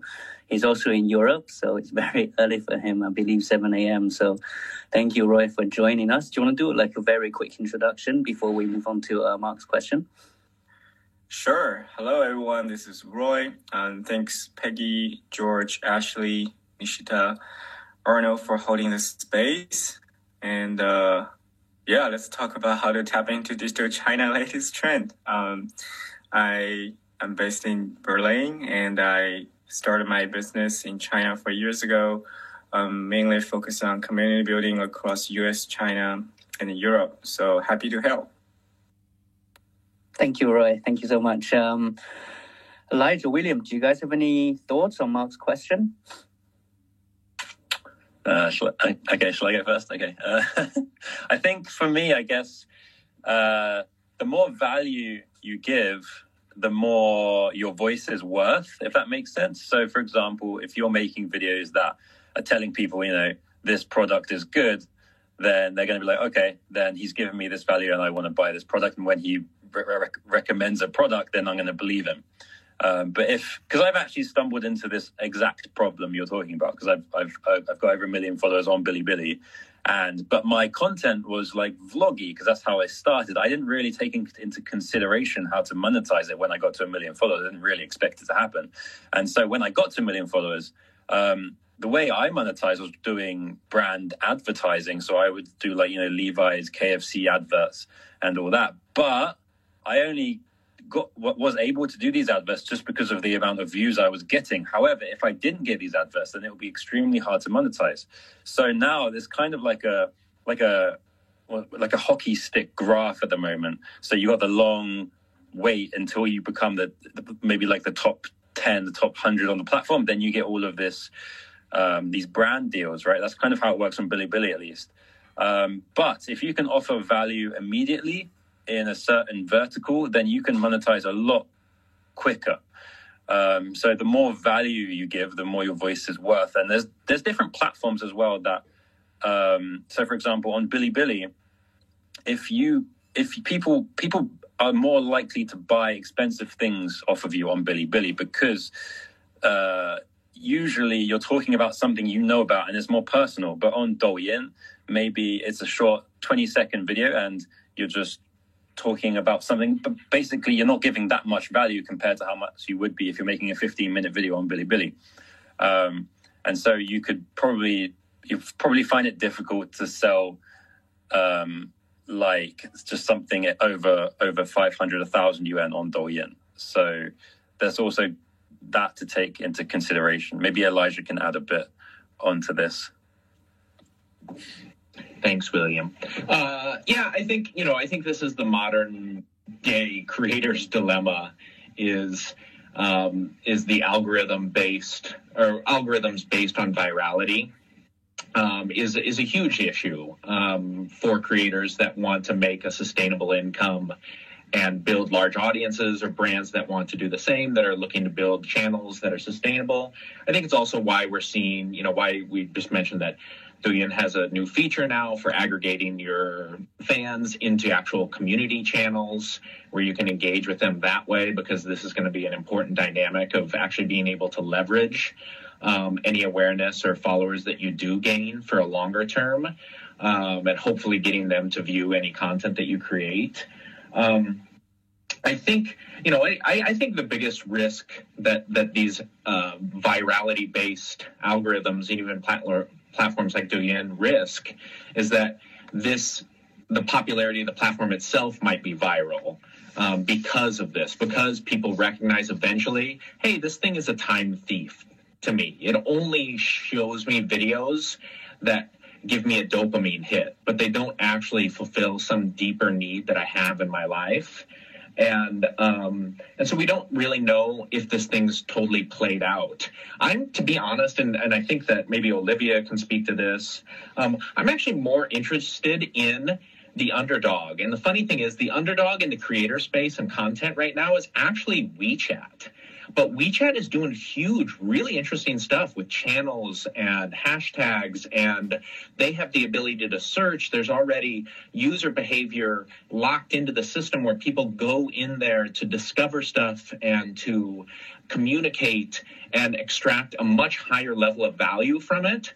And if they're creating a ecosystem here where creators can go and distribute entertaining, knowledgeable, interesting content and aggregate and sell stuff and do all the other amazing stuff that WeChat can do, I think they've actually got a chance kind of as a dark horse in the content and social space that way. So I think that that's something that to consider, because the reality is that audiences follow the dopamine hit, or they follow the creators. And if that's where creators start migrating to, then there's actually some interesting opportunities there.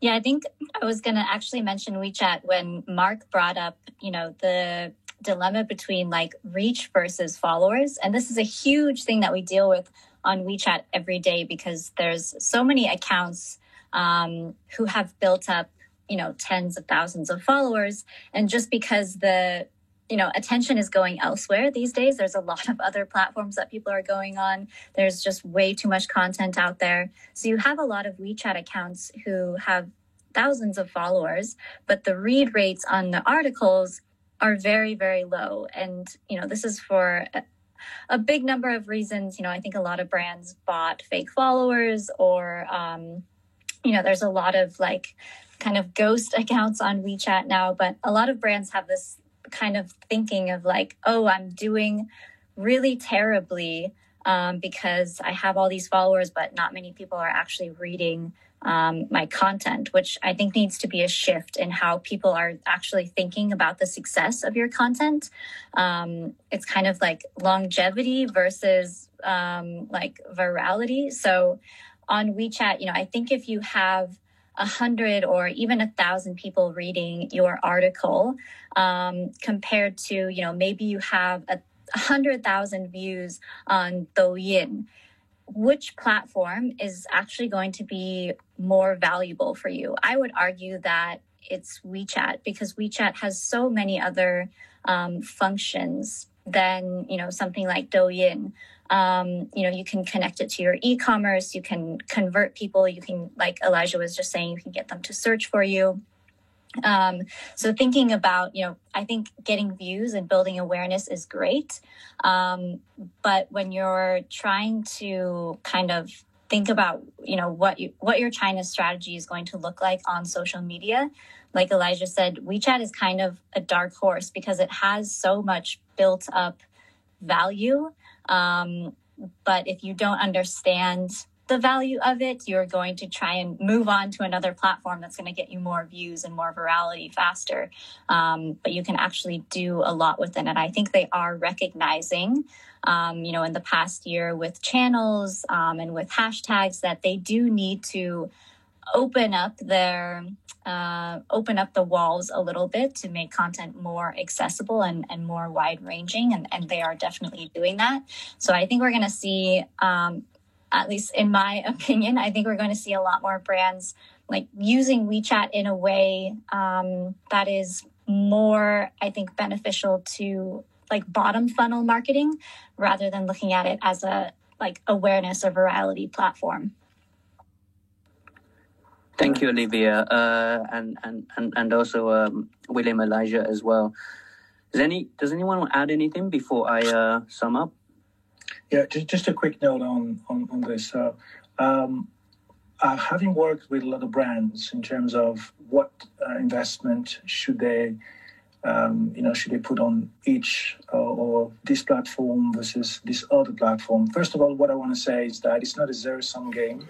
It's not a question of you have to choose WeChat and then just let go of Douyin and just have to do Douyin and don't do WeChat. Obviously, having worked with big brands, yeah, they do have enough budget to do that. So maybe some brands will have a limited budget and they will ask you, okay, so where should I put all of my efforts? But I really want to make sure that people understand it's not a zero-sum game.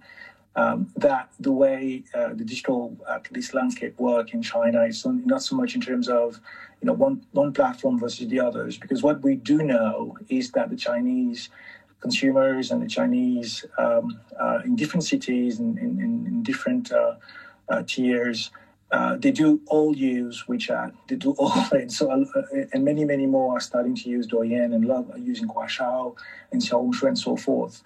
So, what we have understood when we did the analysis in terms of understanding a little bit, when and how should you use one platform versus the other in terms of the consumer mindset, journey, behavior is, okay, let me try to recap it in two big insights. One is in terms of what we call high and low intensity. What does that mean? Well, people will have a low intensity attention span. For example, when you're commuting to work, and you have to change stations and you're going, and you have like 2-3 changes in stations in Beijing in order to get to your workplace, your attention will be in low intensity because basically it will not go beyond 2-3 minutes. In that play, and when you are in that situation, the type of platform that you're going to use is going to be significantly different from the high intensity attention span that you have. For example, when you came back from work, you just finished eating, you're either about to watch a long form video, on iQIYI or something, or you're about to get to your bedroom. And then in that case, you do have more than like an hour and a half to spend. In that case, the platform that you're going to use is going to be different. So if you want to understand a little bit, how you can make some other choices, look into the high intensity versus the low intensity approach in terms of understanding a little bit of behavior. The second pillar is going to be on the algorithm. I think we spoke about that. What we have noticed is that there is a very significant philosophical difference in terms of the approach of the algorithm between, for example, let's say Tencent, Toutiao, and Douyin. The algorithm, for example, for WeChat and Tencent is much more based on basically your network, the people that know you, the people who are close to you. So, they have the algorithm based on, who liked your content, who read your article, who actually clicked on the link that you shared on your feed, and that's how the algorithm is going to be suggesting certain type of content which are going to appear on the feed of the people that are your network, which is significantly different from the algorithm that, for example, Douyin is using, or even for example, like Xiaohongshu as well. Those algorithms, like Elijah said, are a bit more based on the viral nature of it. So, which is much more how many people overall in the community or on the platform have used, your content, or have seen it, or have clicked on it. And this is really important for you guys, because when you are going to start looking at how do I use the platform, what kind of format of content do I put out there, you need to look at it in terms of what type of content will be, very much suggested, will very much be shared by the person who is going to be really going into it. And that's why you will see a difference between Bilibili and Douyin and WeChat. So hopefully this wasn't too boring to hear, but I just wanted to make sure that I shared those insights, because they came from an analysis of a lot of the things that are being done by those platforms.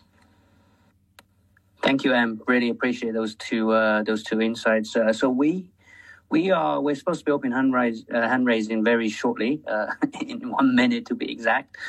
So we were going to talk about digital platforms, but everyone has kind of touched on this already. So I'm really keen to move ahead and start talking to the audience. And what I love about Clubhouse is that we get to talk to everyone in the audiences on a very many level basis. Before we do that quickly, I just want to add a few little things that I thought of what everyone was talking about.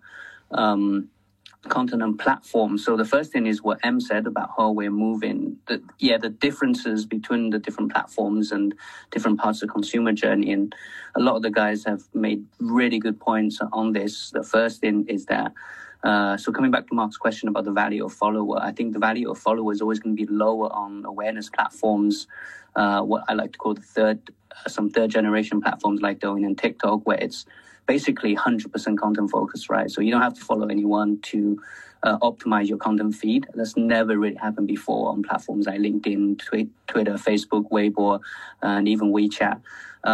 These are really great for building awareness as a brand, but they're not so good for building affinity because you just can't get close enough to the audience due to the algorithm and the way that the platform pushes content to its users. However, you can move or almost migrate your followers that you build from these awareness platforms because it's much easier to gain awareness, as everyone has said, and build followers and migrate them to more affinity platforms like WeChat, like even like long form content platforms like Bilibili in China, and also Zhihu is the underdog that I think I'm going to be very bullish on in 2021 to migrate them into affinity platforms and start to build a relationship because you can have more one-to-many conversations with them. The two forks, think about as a brand in China, think about first building awareness on which specific platforms like short video, and then building affinity on the other specific platforms. I want to quickly come back to Zhihu as well. I think people need to hear this because if there's any B2B brands in the audience that are looking to get into China, Zhihu as a knowledge platform is I think a massive underdog in 2020 that no one really expected to grow so quickly. And also in 2021 beyond, they invest in, as I mentioned earlier, like literally 1 billion RMB to support creators. So they're really bullish on getting more people to create more educational content. Zhihu as an educational platform already has a huge focus on this. So if you're a B2B brand, this is a great platform for you to start building authority and credibility for your brand and create content that your audience want to see specifically. And finally, the elephant in the room is live audio content. And this is something that's going to grow massively in China as well. And Clubhouse is very popular here in the West right now, and it became popular in China as well before it was blocked. But the concept of live audio is not new in China. So there are already 300 plus million users in China that are consuming audio, alas, not completely live. So massive podcasts follower there as well. But if you guys Google China's online audio industry, there's a report by iResearch that predicts that there's going to be 900 million plus audio users in China in 2023. So that's going to be an area to watch out for in 2021 as well. So with that said, guys, we're going to be open. Let me just open this up now. Hand raising. So for you guys to come on stage and ask us questions or specify topics to talk about. And would really love to hear from everyone.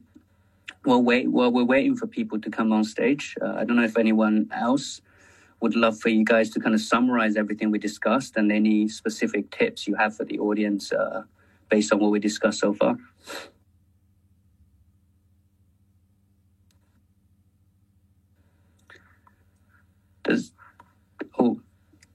Can you guys hear me? I'm getting some server issues.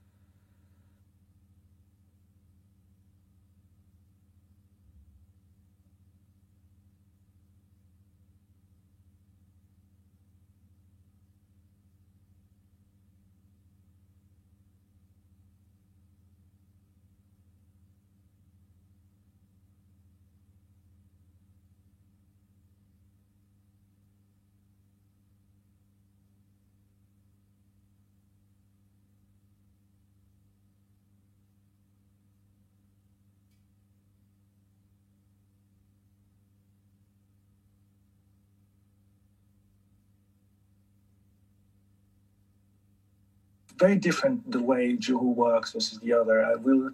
I invite everyone to take a look at how the platform works, and it's quite interesting.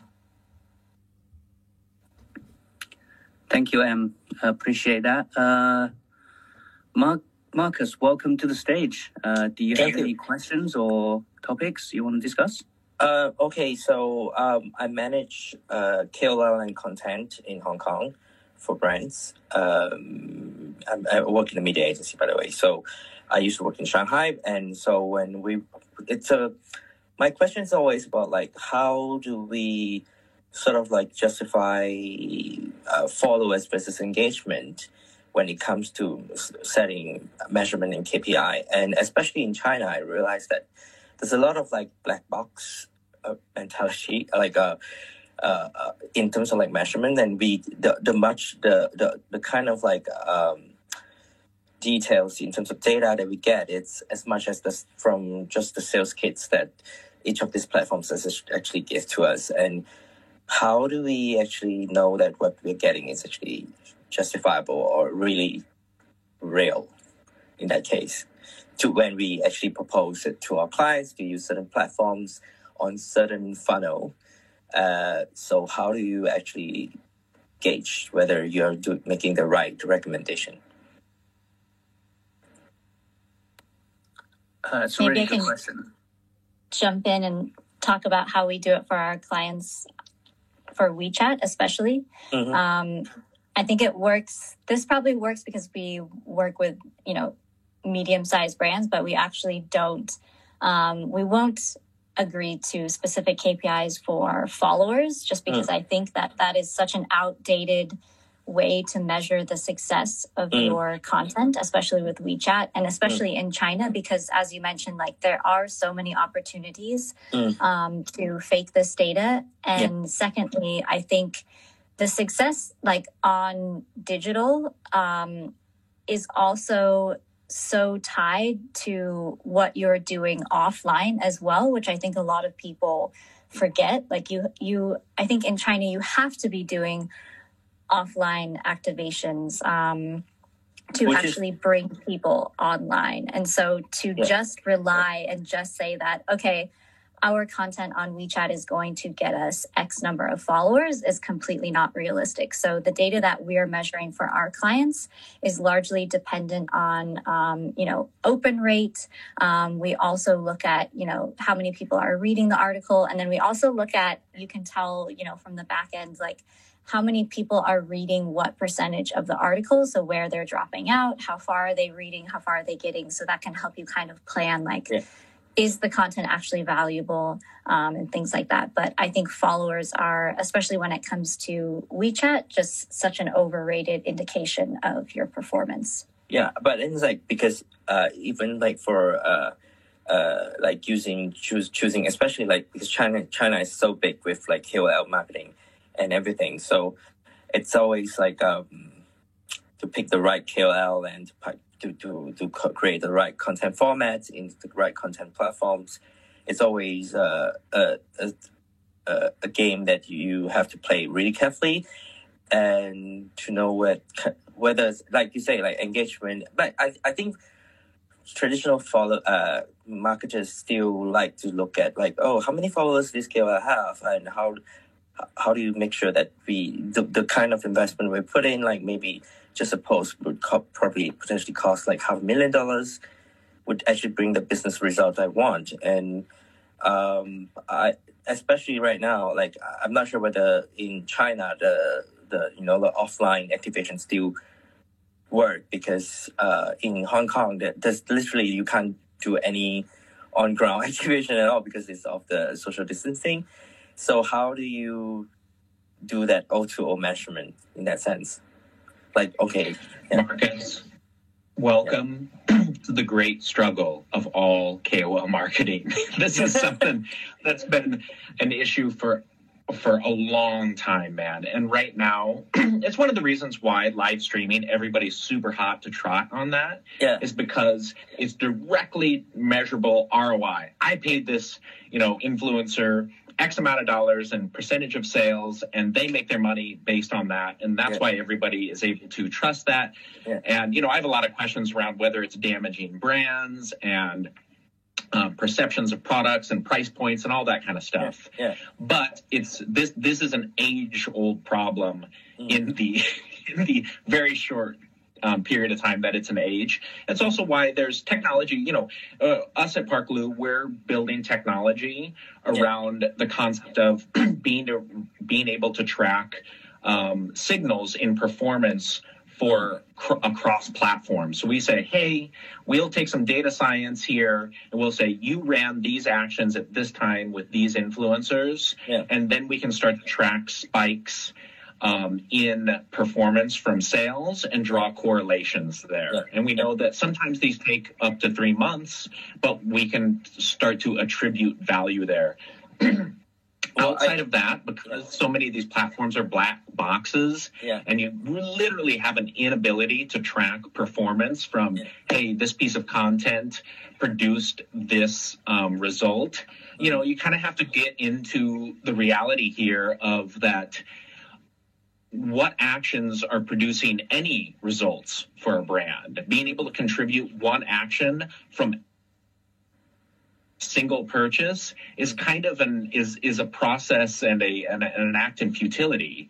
The reality is it's a journey with a customer. Yeah. And so creating awareness is not ever going to create a purchase. It's going to create an opportunity for a brand to engage with a customer. And it's all that holistic stuff that a brand does that finally drives purchase. It's kind of funny, like right now, because when I write like content strategies or KOL strategies, like clients will always say like, oh, we always have the reverse triangle, like awareness and engagement or education, we call it, and conversion.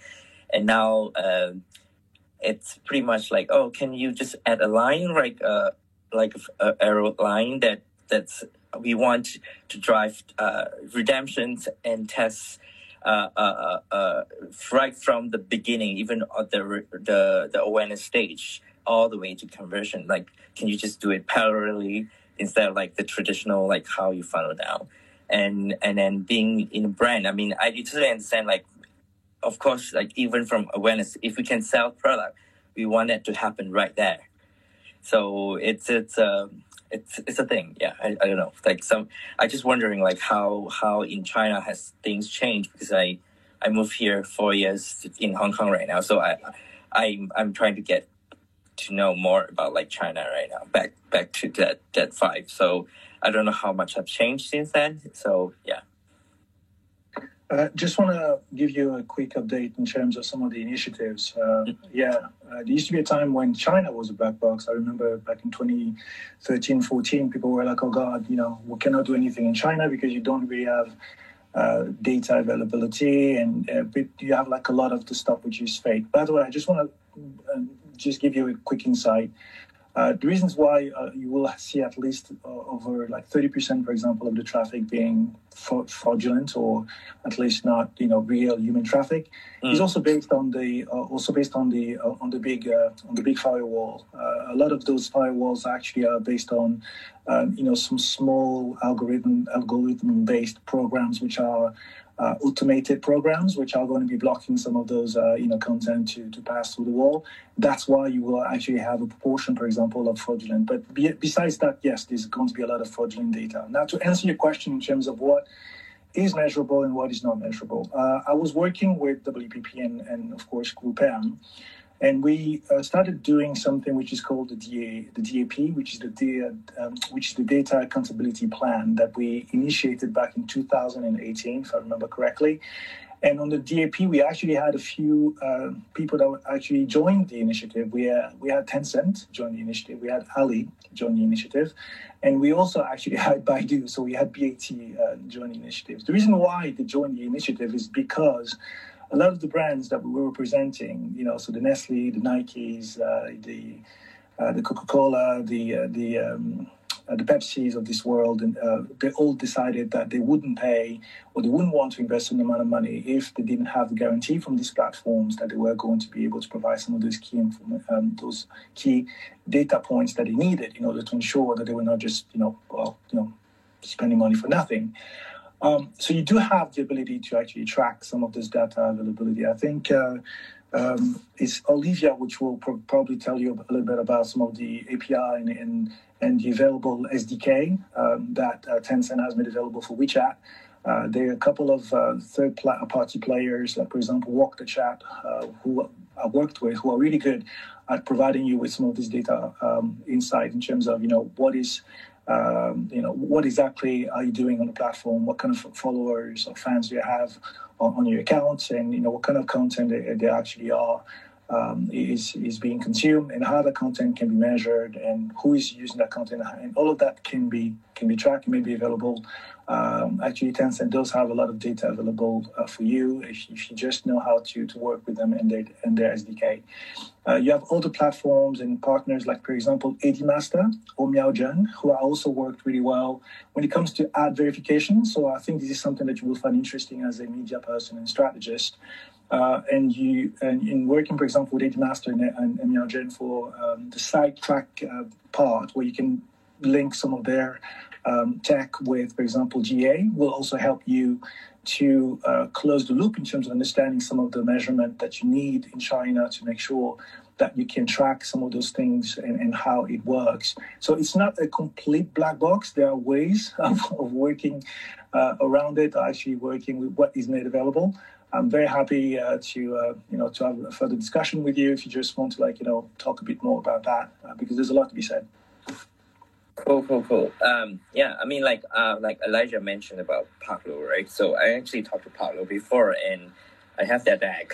I have your deck from you guys. So yeah, I'll have a look at it again. So it's interesting.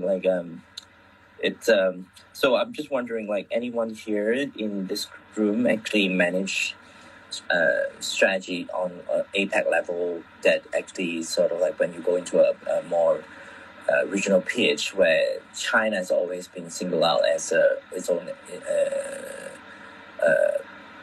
ecosystems when you come up when you do your media and content strategies. How do you actually integrate that into the greater strategy that works on both inside and outside China?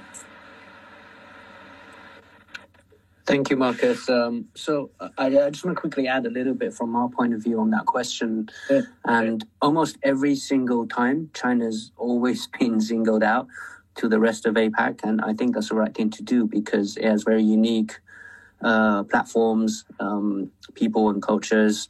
So what we've often done with brands is to, I mentioned this earlier kind of very briefly as well, is to make sure we create the big idea or the creative rationale that are very much aligned to what the brand stands for globally, but then executing that with campaign ideas. So having a big idea that overarches everything, and then having campaign ideas specifically for China, which then leads on to campaign execution that taps into Chinese subcultures, Chinese content trends we mentioned earlier, also Chinese platforms as well, and having different strategy for platforms depending on whether they're awareness driven or affinity driven. So yeah, that's normally how we do it, and hope that helps. I don't know if anyone else wants to add anything else. Thank you, Arnold.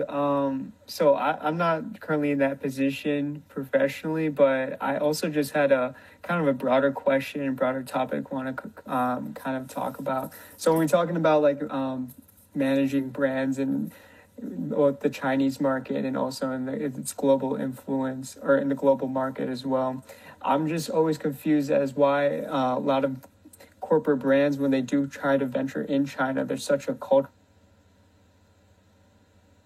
And then it honestly, when I see movie posters that have been heavily censored, and now that the Chinese industry buys and funds a lot of Hollywood movies, I'm just wondering how can American companies really truly understand the Chinese culture and the people and what they want, essentially market demand? Sorry, I think you cut off halfway through there. Do you mind just repeating that, please?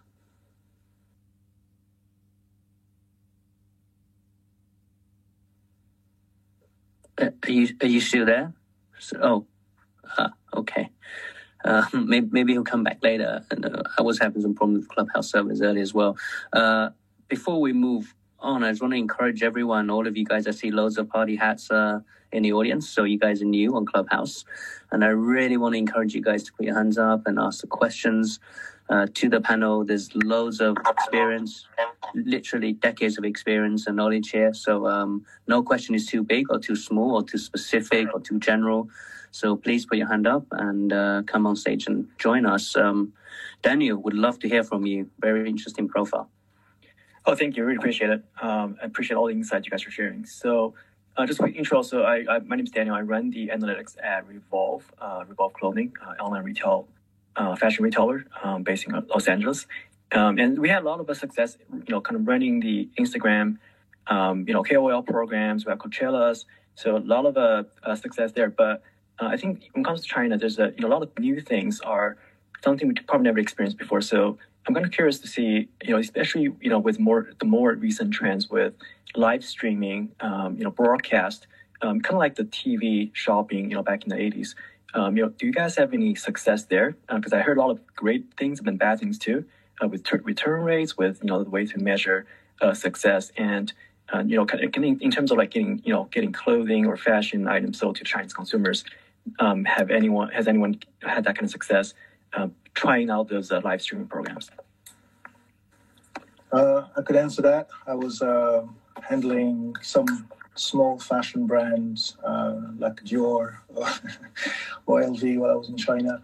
Live streaming is pretty much the most singular important format for fashion and luxury currently in the market. Obviously, not only because of the fact that the pandemic has hit a lot of the fashion houses and maisons really hard, but also just because the format itself has really significantly shown how impactful it is. I think it was Olivia earlier that mentioned and talked about, I don't know if it was Olivia actually, but one of one of our panel speakers was talking about how you can look at live streaming and look and see directly the impact it has on the bottom line. And to answer the question in terms of the branding element of live streaming, depends how it's done. So, for example, last year, Mr. Virgil Abloh, everyone knows who Virgil Abloh is. He's the founder of Off-White, and now he's ECD for LV Men. He actually put together a pretty interesting new format of live streaming where he was mixing and meshing normal live stream where you have people basically, broadcasting and showing off the new collection taking place. But he also mixed it as well with new technology where you actually had 3D, and you had also some music. He had a lot of different formats being mixed together in order to offer a unique experience. And what we're seeing taking place in China for 2021, which is something that I think a lot of people in the West now are starting to realize in terms of the fashion, is that instead of looking at this dichotomy between the collection being released maybe 4, 5, 6 times a year, and then having the availability of the collection in the shops. Now a lot of people are starting to see that for China, you cannot have that dichotomy, you can't have that gap in terms of the timing. So you need to be able to do a much more almost like ongoing engagement, with potential buyers. So what you're doing is almost on a monthly basis. You have a rendezvous with people who are following the brand, people who are following the creative director, and have these engagements taking place through live stream where you're showing what's coming up and made available right off the bat. So you can literally click and buy. You can literally look at what's being shown on the live stream and buy directly. And there are a few things which are quite interesting that you could do there. So I don't know if that answers your question, but we're seeing significant successes in the fashion industry, at least when we're working with the live stream format. Thank you so much. That's really helpful. If you guys mind, I have the second part of the question is, I'm not sure if anyone actually tried out, using Tmall to, as marketplace to really kind of sell our clothes directly facing the consumers. As we are a kind of like a closed loop ecosystem. We have our own website, our own apps, and previously we've sort of hesitated to put our products on the Tmall because I think one is to was concerned with piracy, with people copycat our product and essentially making make product same product with 10 times cheaper, right? Number two is also with branding, with putting things that's usually I think our AOV, average order value, is roughly $250 per order, and then with a very wide range of long tails of price ranges on Tmall. And we're worried about the brand dilution. So we actually started launching the Tmall program already. So as of last October, but I kind of want to see is if any other brands has that kind of a struggle, deciding to put their brands on Tmall or not. Daniel, George, go on. No, I just wanted to mention, Daniel, that we're going to have an e-commerce session starting at 4 p.m. China time, specifically on these topics across Tmall and the other marketplaces. So in case you have the time, please join us there. But I'm going to hand over to Arnold and the other panelists right now to give you a perspective on the branding side of things and the advertising opportunities within the platform. Thanks, George. I was literally just going to say there's probably no better person to answer that question than yourself.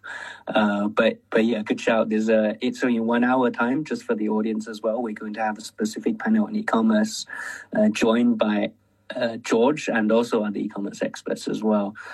But before that, does anyone want to add anything? I don't know, George, you want to add anything? It's like a quick summary or...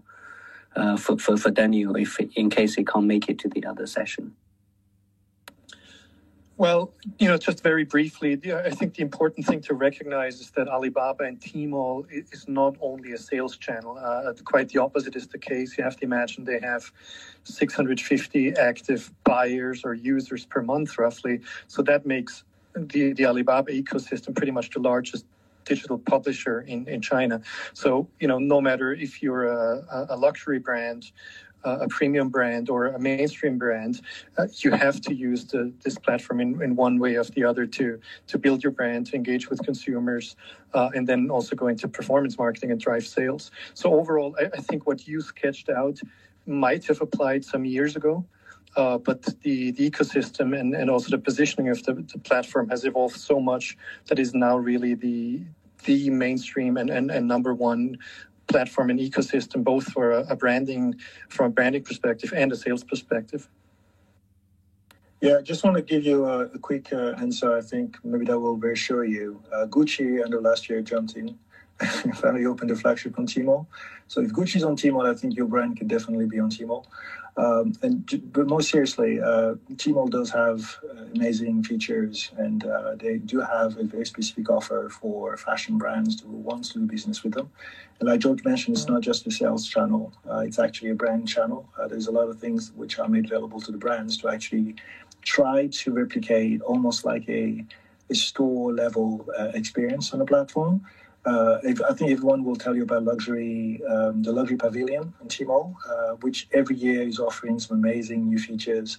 So yeah, just to answer your question, you can definitely jump in. There's no issue. And when it comes to the grey market, or so a lot of the stuff around the fake products for the brand that it can be found on the platform. Ali actually has been cracking down really heavily on those, and they do have a significant department in place now who only task is actually to help brands and help people, store operators, to kind of like find through either human investigation. They also have algorithms, and they also have like programs now that they're kind of like scouring the platform to see what are the type of sellers who may be selling fake items. So there's definitely a lot that can be done. So go in, it's fun. Appreciate it. That's very helpful. Thank you, Em. Appreciate that. And thank you very much, George. Daniel, thank you for the questions. Before we move on, we've got about an hour left of this session before the next one, which is e-commerce. I would really encourage you guys to stay around for that. There will be a lot of practical tips by a new set of panel speakers. Before we do that, I just want to reset the room very quickly. We're talking about Digital China, and in this session specifically about content platforms and also subculture as well, people and cultures. I really want to encourage everyone to come on stage and ask questions, start your own topic.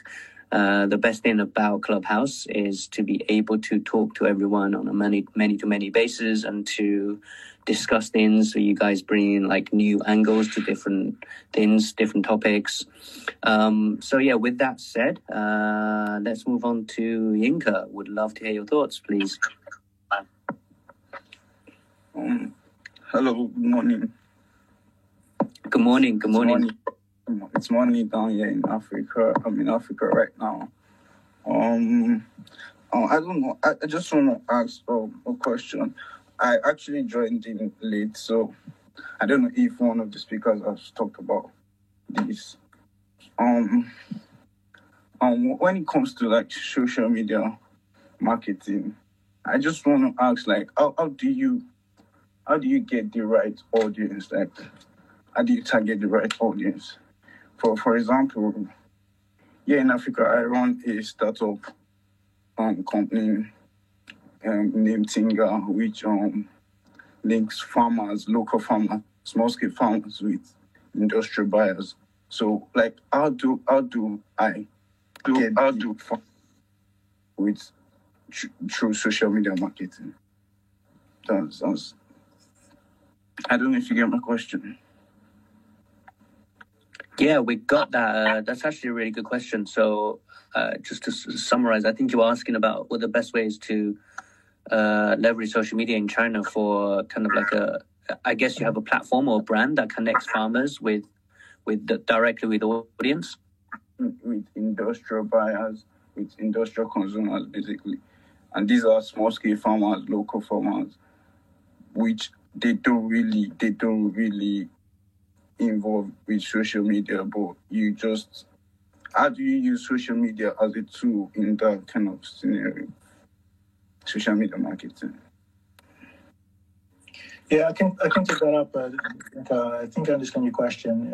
I think it's a B2B related question in terms of reaching out to, for example, I don't know, maybe like B2B partners in terms of retail or in terms of buyers of some of the products that your clients have from the African side of things, and how do you use social media or digital in order to be able to do that effectively? I think that's the question that you were asking. I can respond to that because, full disclosure, I was working with a company last year which is called Foodgates, which is actually a tech platform which was aimed at putting in relationship or connecting different suppliers and buyers from the European side of things in terms of agriculture, and then the Chinese in terms of retail, as well as in terms of people who are looking for some of those fresh produce coming from Europe. And to answer your question, you can do it really well and really effectively. For example, Foodgates was doing it pretty well through WeChat. They actually created a WeChat account where they started first to grow a little bit their connections over there. They started to grow the B2B community around their brand, their product, and their technology, because these guys were using Bitcoin as a technology, for example, to ensure the security of the exchanges.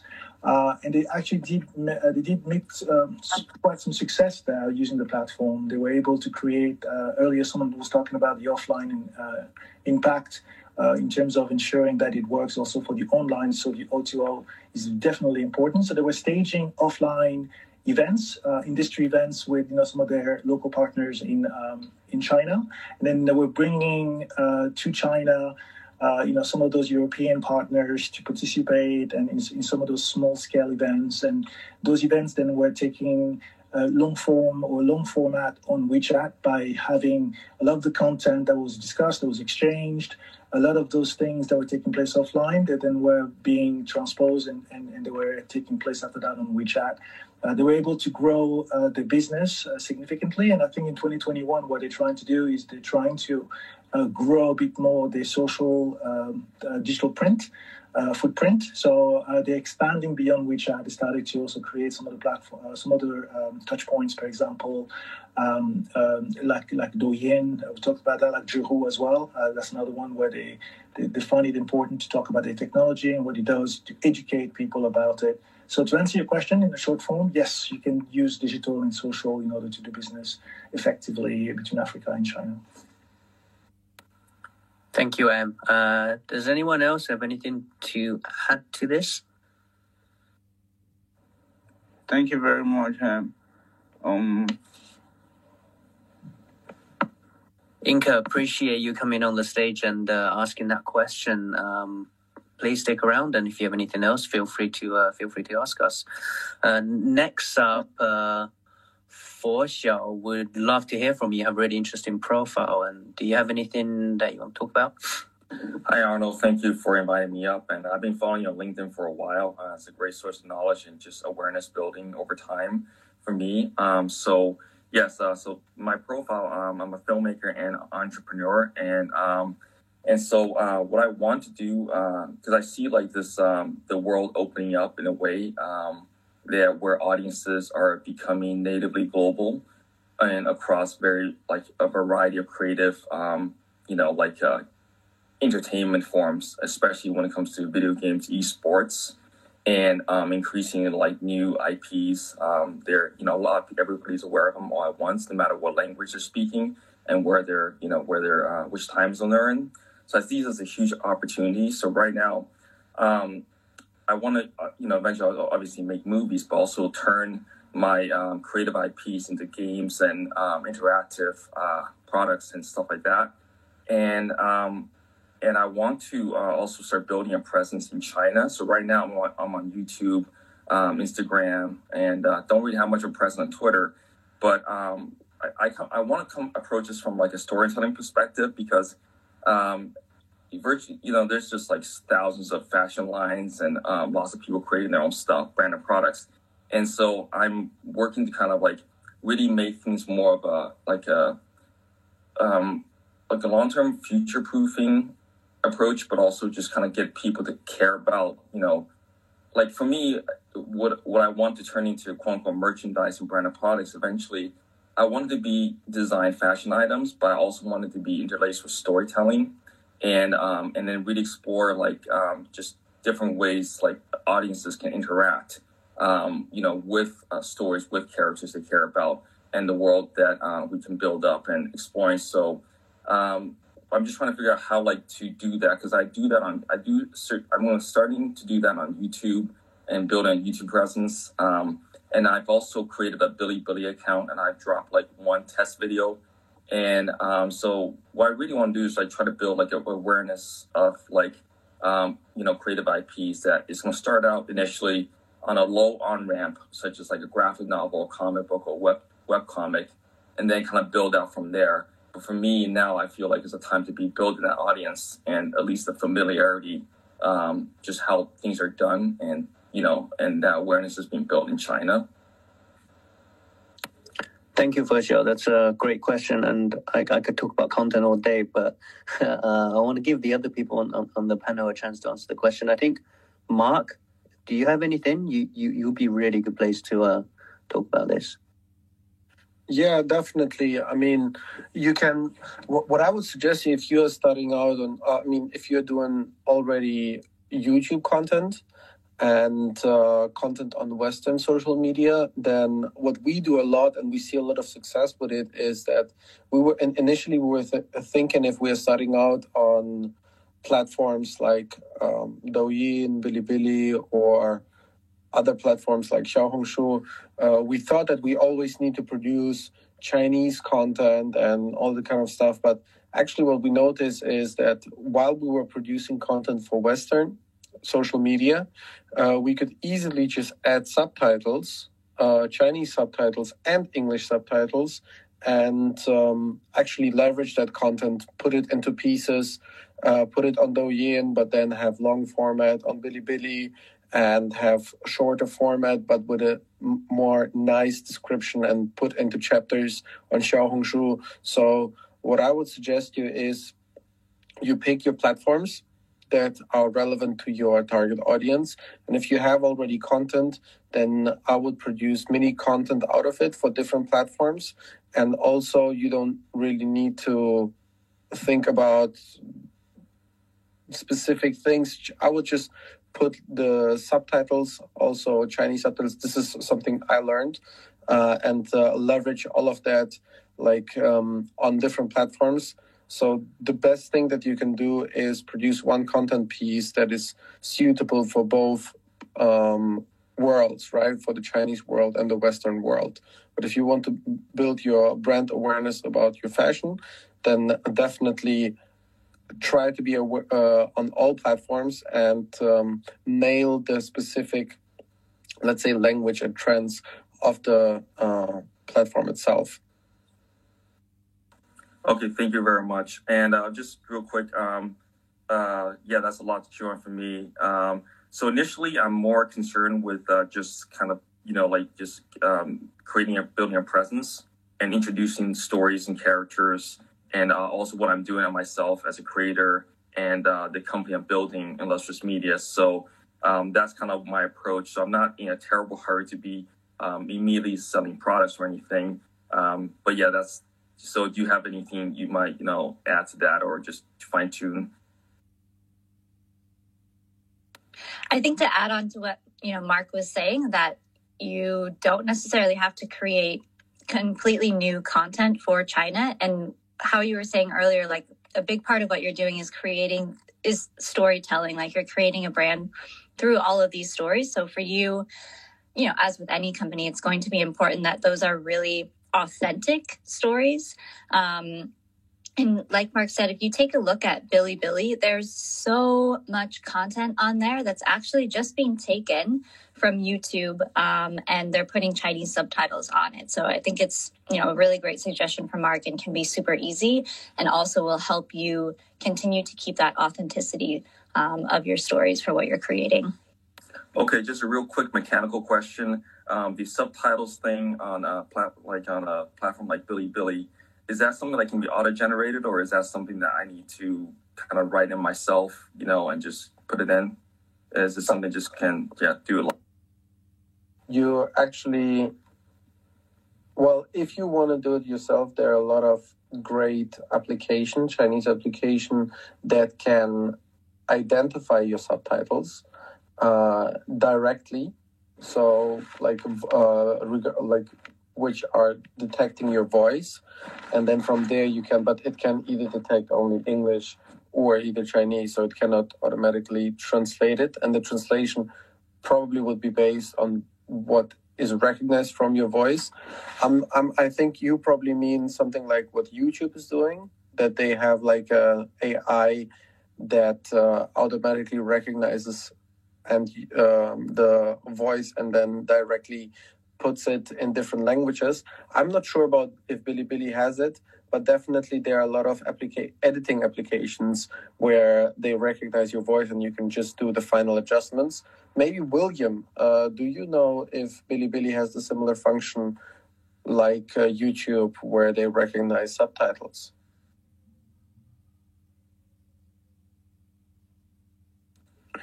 William, are you there, mate?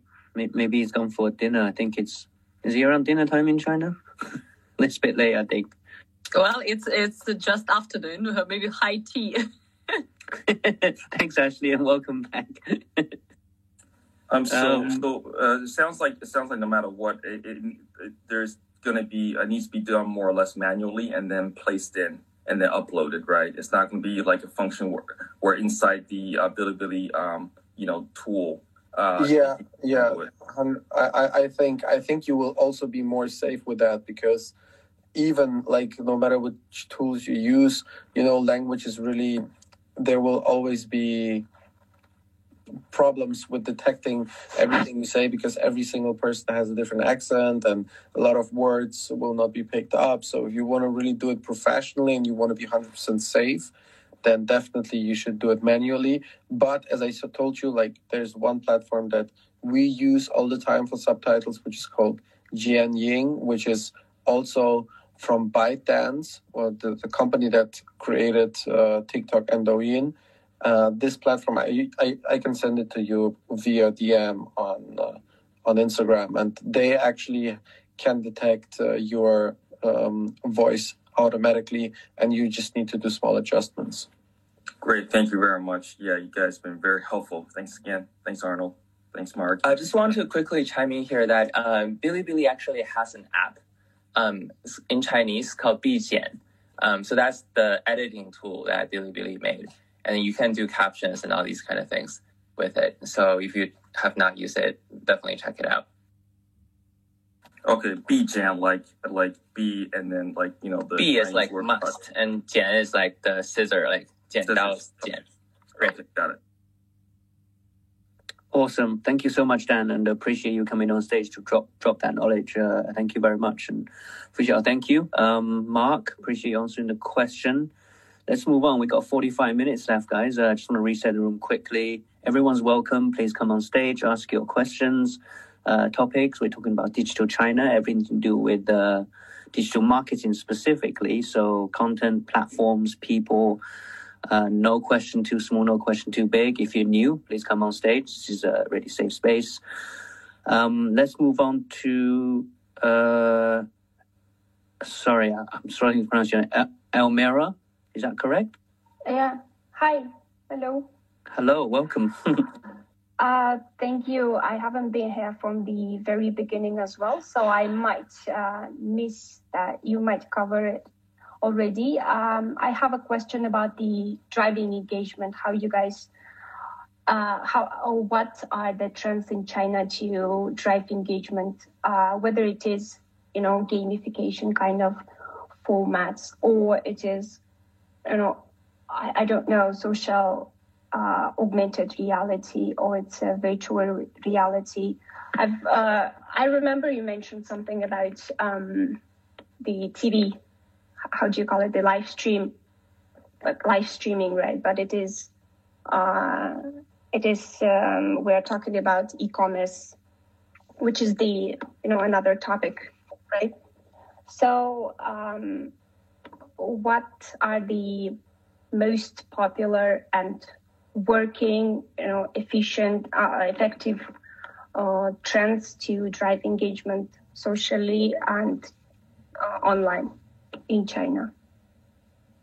I think that's a question for everyone who can cover that. Thank you. Thanks so much, Elmira. And let me start by sharing. Oh, Marcus, can you please mute yourself? Thank you so much. Let me start by sharing that. Marcus, we would still ask you to mute yourself. Thank you. On Chinese social media platforms, there are, the platforms are very, very different. And of course, the ways to engage audience and drive engagements are also very different. For example, you've mentioned live streaming just now. So when you want to launch an engaging live streaming, that you also need to see what is the purpose to live stream. Are you live streaming to sell? So is it e-commerce, live e-commerce?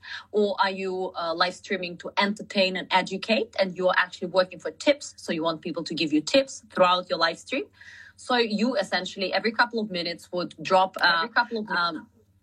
recorded kind of loop, and you will say, hey guys, right now, like share XYZ, or if you would like to give me tips, you will also, for instance, if it is a sales live stream, then you would give coupons. So as people are watching you showcase a product, you will drop them a coupon. It will pop up on their phone. They can open it, and it can be a discount. It can be a cash coupon. It can be a gift, whatever you want. So every couple of minutes, and depending on the platform, it can be every 10 minutes, it can be every 30 minutes, you are essentially, through your script, through some of the functions of the platform, you are encouraging people to either put hearts, to, comment, to reshare, to purchase, etc., etc. So the platform gives functions, but at the same time, as a creator, you are constantly, working with your audience, not just talking at them, but with them. So that's how you keep that engagement up. Obviously, there are many other platforms like Bilibili, like Red, where in order to keep that engagement up, you're using, different forms. So it's a very broad question. But definitely there are unique ways to do that. And because there are so many very distinct and very different social media platforms in China, the ways to engage audience are also very often, most of the times, unique to the platform and its functionality and the unique relationship that the blogger has with or the brand has with the audience. Does it make sense? Can I also add a little bit on that question as well? I don't know. So what Ashley mentioned is more on the platform engagement and sort of like different things that you can do with different platforms. I'm sure it applies to China as well. So I don't know whether in China there's any agencies or platform or any research company that actually did that. But in Hong Kong, we launched a little research, which we interviewed like 1,000 people, to sort of like ask them what kind of content usually will be their utmost interest. And you have education videos where KOL actually open and do the tests of the products, and you also have like mass awareness where you just get the KOL to do some very pretty videos, and also like live streamings where you actually talk about the products and also at the same time engage and give coupon during live streamings. I think the end of the story, like the point here I'm trying to say is like, it's always about, if you want to engage more to your audience, it's always about content relevancy. So before you actually even plan what kind of platform you want to do, I think you need to be aware of what kind of content work with your target audience, what kind of things that they are almost interested in. Like sometimes certain brand affinity, like some like big luxury brands, they don't really talk about too much of sales and unless it's a conversion stage, but just to build that style and that hypes and people will eventually want to get to know more. I mean, it's really about like content relevancy and also at what stage of your funnel that you want to do. And it's always important to keep that in mind when you plot a funnel strategy using content. That's how I felt. But without actually being too worried about platform yet. It's all about the stories. If you want to do your focus is to get engaged. Okay. The global there is a global brand trend. Yeah, there's a global trend to engage in the format of gamification or in some kind of immersive way in order for to drive traffic of people somewhere on web or mostly now the format is web because people globally or in CIS countries especially, they don't like to download any applications, so they go web and they go doing games or something. This is how most of the time right now the audience being engaged. So it's interesting how the Chinese markets, whether it is popular there, the gamification format, also immersive. I think that when dealing with clients and usually when we take a brief in terms of engagement and especially on social activation, our clients always like, I want something like like the ice bucket challenge. Can we do an ice bucket challenge kind of thing? It's always kind of like everybody wants to have a high virality with all their content. Yeah, so it's always like, how do you prove that your idea is gonna be going viral and have generate a lot of engagement. And we all know that like a piece of content can only go viral if there is also paid component to it, which sometimes is hard to make that justification as well. So I don't know. It's always in terms of when it comes to engagement, it's always a try and learn, I think. I just wanted to point out that in China, at least, apps are definitely way more important than web. Like very few people I know in China access all these popular services from their website, especially because most people access these from their phones and not from their computers. Most people I know in China actually rarely use a computer, I think.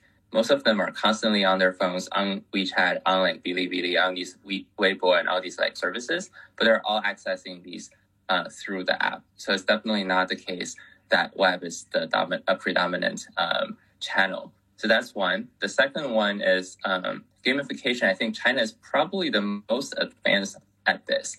Like everything is gamified, and if you look at the live streams, right, like you can buy virtual gifts to for the host. And sort of like the way it works is it's like a status game, right? So if you really like a host, you will buy some crazy like virtual rockets or virtual Ferrari or something for the host. And that's like a very different model than like tipping in the US, where it's like, hey, like you provide a good service and I tip you. In China, it's more like showing off my status. It's like, hey, look, I'm super rich and I just really like this person. I'm just gonna buy the person some like crazy stuff. So there's definitely some like cultural elements there too. But I think like fundamentally to answer your question about engagement, I think you will need to first figure out what is the purpose of that engagement, right? Like what exactly are you trying to achieve? Because in China, like for example, if you want to build an audience, I mean, one, you want to focus on one platform to start with, right? Either it's video or it's like the WeChat like official accounts or Weibo or some other things. And then a lot of people like create WeChat groups to keep their audience engaged. Like they have all these growth tactics and operation tactics to run their business if that's what they want to achieve. So it's very advanced, but I think the key question here is to figure out what is the goal that you want to achieve here. Okay, yeah, makes sense. If I may just... Very good points, Dan. And as a moderator, let me just quickly state that we would be more than happy if anybody wants to gift us a virtual or real Ferrari. You can find us. Great disclaimer, George. Thank you. Remember, we said we didn't want any bribes. For some reason, you forgot that rule. Just a quick note on the engagement discussion. By the way, Dan, I agree with most of what you said in terms of the prevalence of mobile. Obviously, currently in terms of penetration, if you take a look at the numbers, I think there's I think that was reached last year. We had 90% of penetration in terms of mobile, and then we had 89% of mobile internet. So basically, internet is mobile in China, just as a shortcut. But just to come back to in terms of the engagement, I think currently we've defined a little bit something that we call the digital brand equity. Someone earlier was talking about we don't know how live stream or sales are impacting brand, the branding side of things, and so we kind of like started working on defining what is digital brand equity. And in the digital brand equity, what you have is basically, you guys all know about the funnel, so awareness, consideration, and so forth. So what we try to do is define a little bit what the digital brand equity kind of like funnel would be. So you have awareness, and instead of having consideration, what you have is resonance, affinity, and interest, right? So those are like, the 4 pillars. And when it comes to resonance, this is where you will see the social engagement sit, because this is where you want to see whether the brand resonates with the audience or the target consumers that are going after. And that's where you're going to try to see how that engagement will define a little bit, that resonance of the brand. So I think at one point when you're looking at engagement, look at it more in terms of how does that sit, like Dan was saying earlier, in terms of what you're trying to do with it. What is the purpose of it? And if you use the model that I just introduced, or I just shared, which is the digital brand equity model. And you take a look at that funnel in terms of each one of those key steps. And then you start defining some of those key proxies in terms of metrics and KPIs. Then you will you'll start to understand a little bit, what do you need to do and what kind of purpose would engagement do for you. Thank you, Em. Thank you. Thank you, Em. I appreciate that. And Dan also.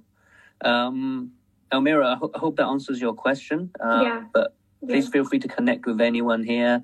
Em is great. He has a lot of knowledge, so follow him. In fact, follow everyone if you're interested. I guess this is for the audience as well. If anyone's interested in digital China marketing, audience, please make sure you follow all the moderators or the speakers. Everyone here does rooms themselves on a regular basis as well. So hit the bell icon so you'll be notified when there's another room.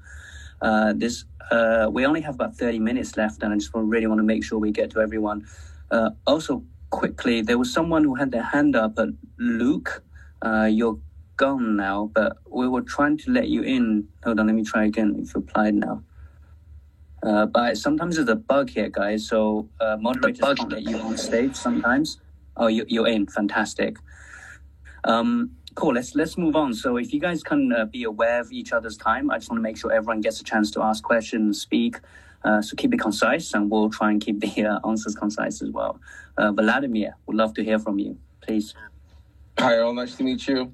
It's really interesting to kind of hear you guys talk about the Chinese market. I'm in Miami, Florida, United States, and one of the reasons I came to the room was I was always interested in finding out, how does the Chinese market respond to, let's say, Western design, right?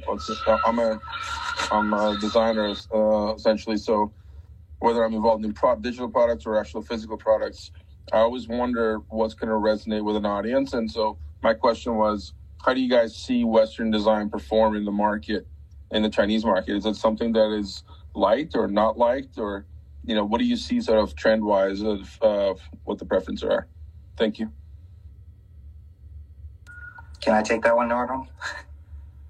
Jay, yes. Good to see you again, mate. Please go ahead. That was great timing. Vladimir, hey, I'm a designer out here in Singapore. I actually lived in China for a year, and then I was also designing in Silicon Valley in general. The app design minimalism doesn't really work out in Asia in general. I think it is the pure convenience to let everyone know that there are a bunch of options. Hence, there's a lot of things going on the screen in China or in Asia in general, right? Because I think the biggest complaint in user research for like any super app is if you don't show the service up front, that means you don't have the service and you can't help them out like right away. So that minimalism is actually looked down upon out here in general. So you do have to balance what you I guess leverage and surface to the user, especially with the businesses and they're trying to expand, right, and get users to onboard along with retention, right? So that minimalism doesn't really work out here. Well, interesting. So I'm also a designer, so just wanted to quickly chime in here as well. I think similar to what Jay said, there are a bunch of like mega apps that does everything. And one interesting observation for these apps is that they're very similar. Like they look very similar. So there is definitely a pattern that all these apps like Alipay and whatnot trained Chinese people to know. So if you're building a complicated app, definitely try to mimic some of that. So that's one.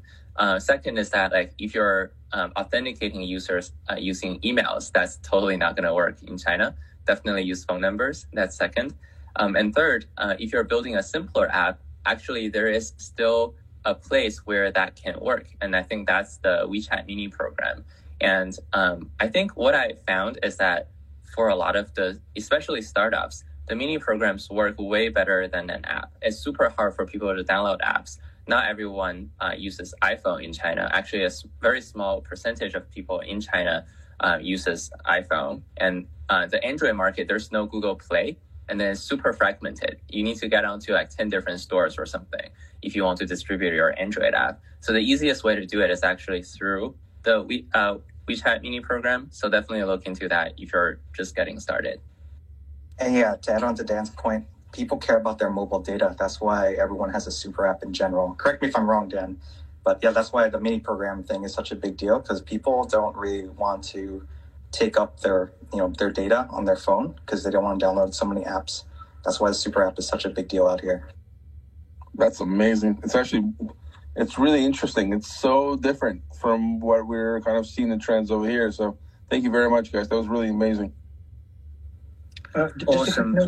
Just a quick note on the design, more in terms of the experience, because I think we're talking about the app, we're talking about the platforms. But in terms of the user experience, I don't know if you're working on that, Vlad, but there's a couple of things which are really fundamentally different in China versus the rest of the world. I think a lot of the people on the panel will agree when we're talking about the fact that everyone here, basically, I still think I'm in China. Everyone in China really kind of like live through their, again, they're mobile. But what that means is that in terms of the experience that you build for them, whether, for example, they go into a store or, they go into just basically, with the friends, it's super important to look at the mobile, the phone, as the fundamental anchor point for that experience. So, for example, we design a lot of our campaigns around the interaction that people are used to doing with the scanning function on the phone, with some of the environmental assets that you can put in offline, for example, in department stores or in stores and in the streets. So those are the kind of like things you can rely as well when you're trying to design an experience in China, because this is something that people are going to be really kind of like keen on and use a lot. That's awesome. Thank you. Thank you, everyone. Just to quickly add, I think the language on WeChat mini program is called WXML. I think it's WeChat's own version, some form of an XML language. So you look into that if you're interested. And if you Google that, I think Walk the Chat is a really good resource for WeChat and WeChat development as well. So check that out if you're interested. You can also, cool. There's one more, you can also check out WeChat Wiki, like WeChat and then Wiki, WIKI. They have a lot of really straightforward, easy to it's like step by step on WeChat mini programs and basically everything WeChat. So check that one out too. Perfect. Thank you. Thank you, Olivia. Awesome. Dan, thanks for contributing. Would you like to take the stage and add anything else? No, I don't have any questions. Just trying to jump in and be helpful wherever I can. Awesome. Thanks so much. That's why I love Clubhouse. Just evolving the conversation and having you guys on stage and helping. This is awesome. David, please go ahead, mate. The stage is yours. Hi. So I work in LA for online wholesale fashion marketplace. It's a website. So I'm just wondering how we could increase sales. So primarily, draw in buyers who are wholesale buyers, who's going to retail the products of which they purchase from our website. Aside from, what was talked about, like live streaming, aside from, SEO, user experience, like user interaction, and also aside from just bringing up better features to the platforms. Because, when it comes to retail, you could sort of target anybody per se, even with like Instagram or Facebook. But when it comes to wholesale buyers, it becomes a little tricky because you don't want retail buyers to come to this website per se. So I'm just curious if you have any insights about that.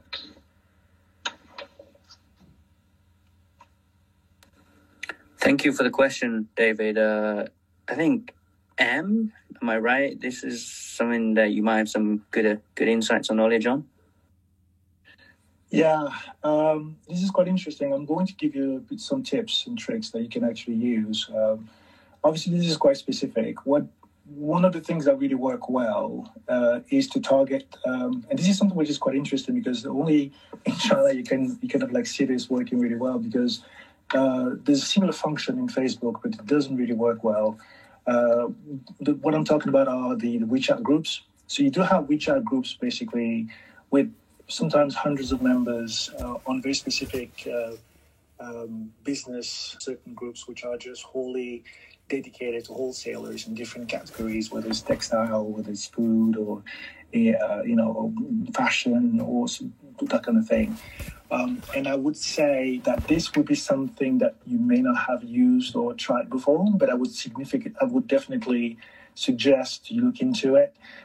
It's a way to target a very specific audience group, a very specific type of people that you want to drive. It's also something which is referred to as private audience or private marketplace, where in WeChat you do have the ability to reach out to these different groups, start talking about some of the things you can provide to them, some of the features, and then there's a browse function to it where people are going to be inviting some others, and you are able to keep that pretty, I would say, isolated to any other third-party groups that you don't want to include in the mix. Have you tried to use any of the things I'm talking about right now in terms of the WeChat groups? No. So I do have WeChat, but I'm not too familiar with it. I do have like friends in China that I communicate with, but it's more personal. So I'm not. Yeah, I don't know where to begin with to even find these groups. And also when it comes to the market, because our target market currently is U.S. and South America, and we have room for growth to reach out, whether it's be Europe, Africa, or elsewhere. But I'm assuming that when it comes to the Chinese market, they won't resort to our platform because there's so much manufacturing happening in China, and they're pretty much dominating, when it comes to manufacturing in fashion. So I'm just wondering if there's any like creative or new methods aside to reach out, first of all, to the U.S. and South America market, and possibly globally as well. Is that a question for reaching Chinese people globally and in the U.S. African market? Just in general, just to target whoever wants to purchase wholesale fashion just throughout the world. It seems like WeChat group will be specifically targeted to the Chinese market.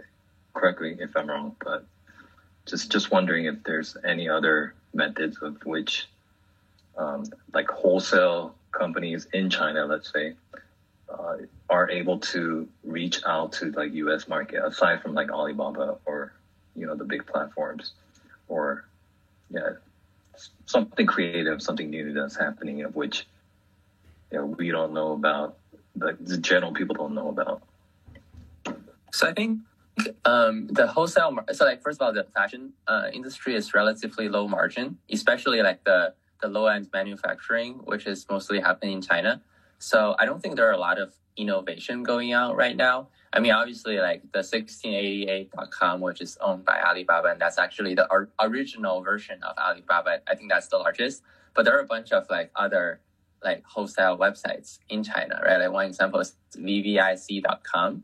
So that's like for like women's fashion. So that's like a wholesale website. And then there's a bunch of others like huobutou.com and a whole bunch of other things.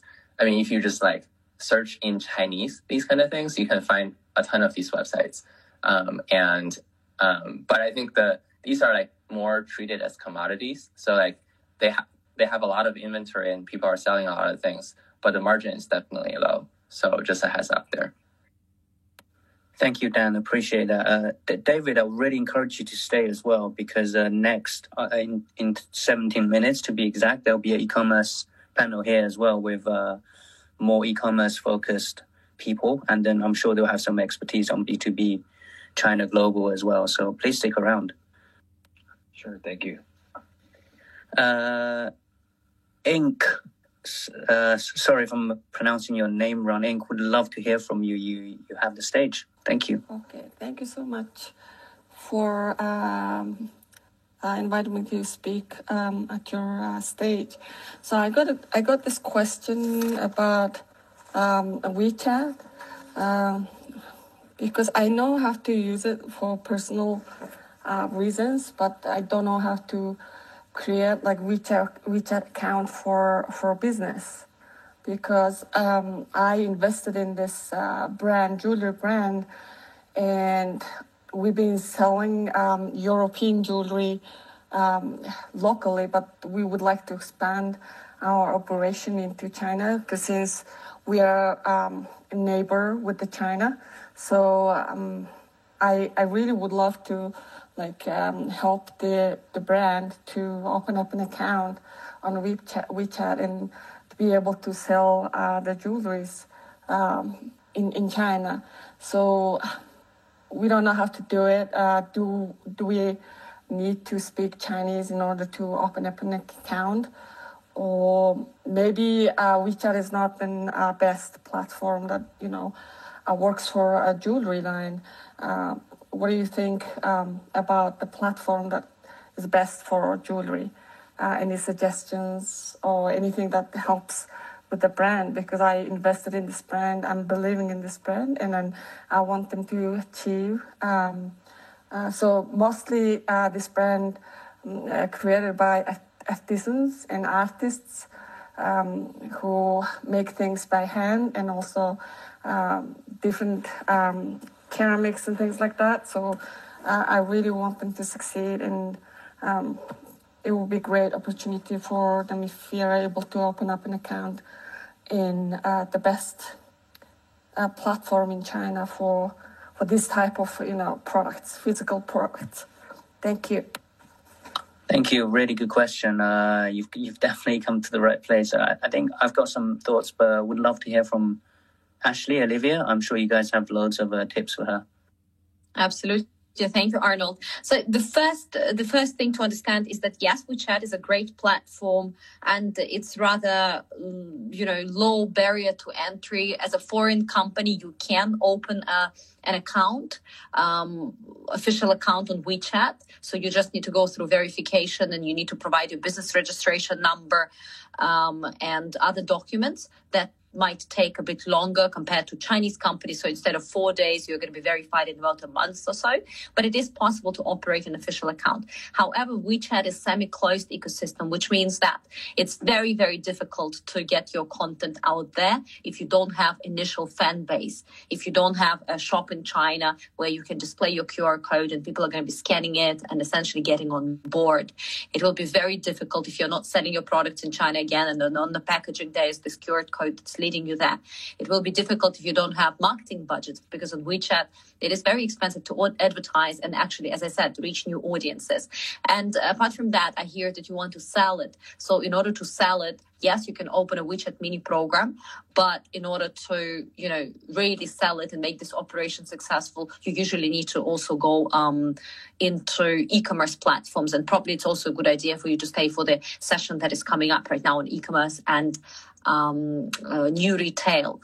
But essentially, before we can sell in the China market, we need to explain why is our brand special, what is our story, etc., etc. And in terms of telling that brand story, I would recommend to check out Red or Xiaohongshu in Chinese, right? So this is a great platform, and there's a lot of women on this platform that are looking for essentially new, unique things coming from abroad. So you can start by working on Xiaohongshu, employing some bloggers, maybe curating your own account.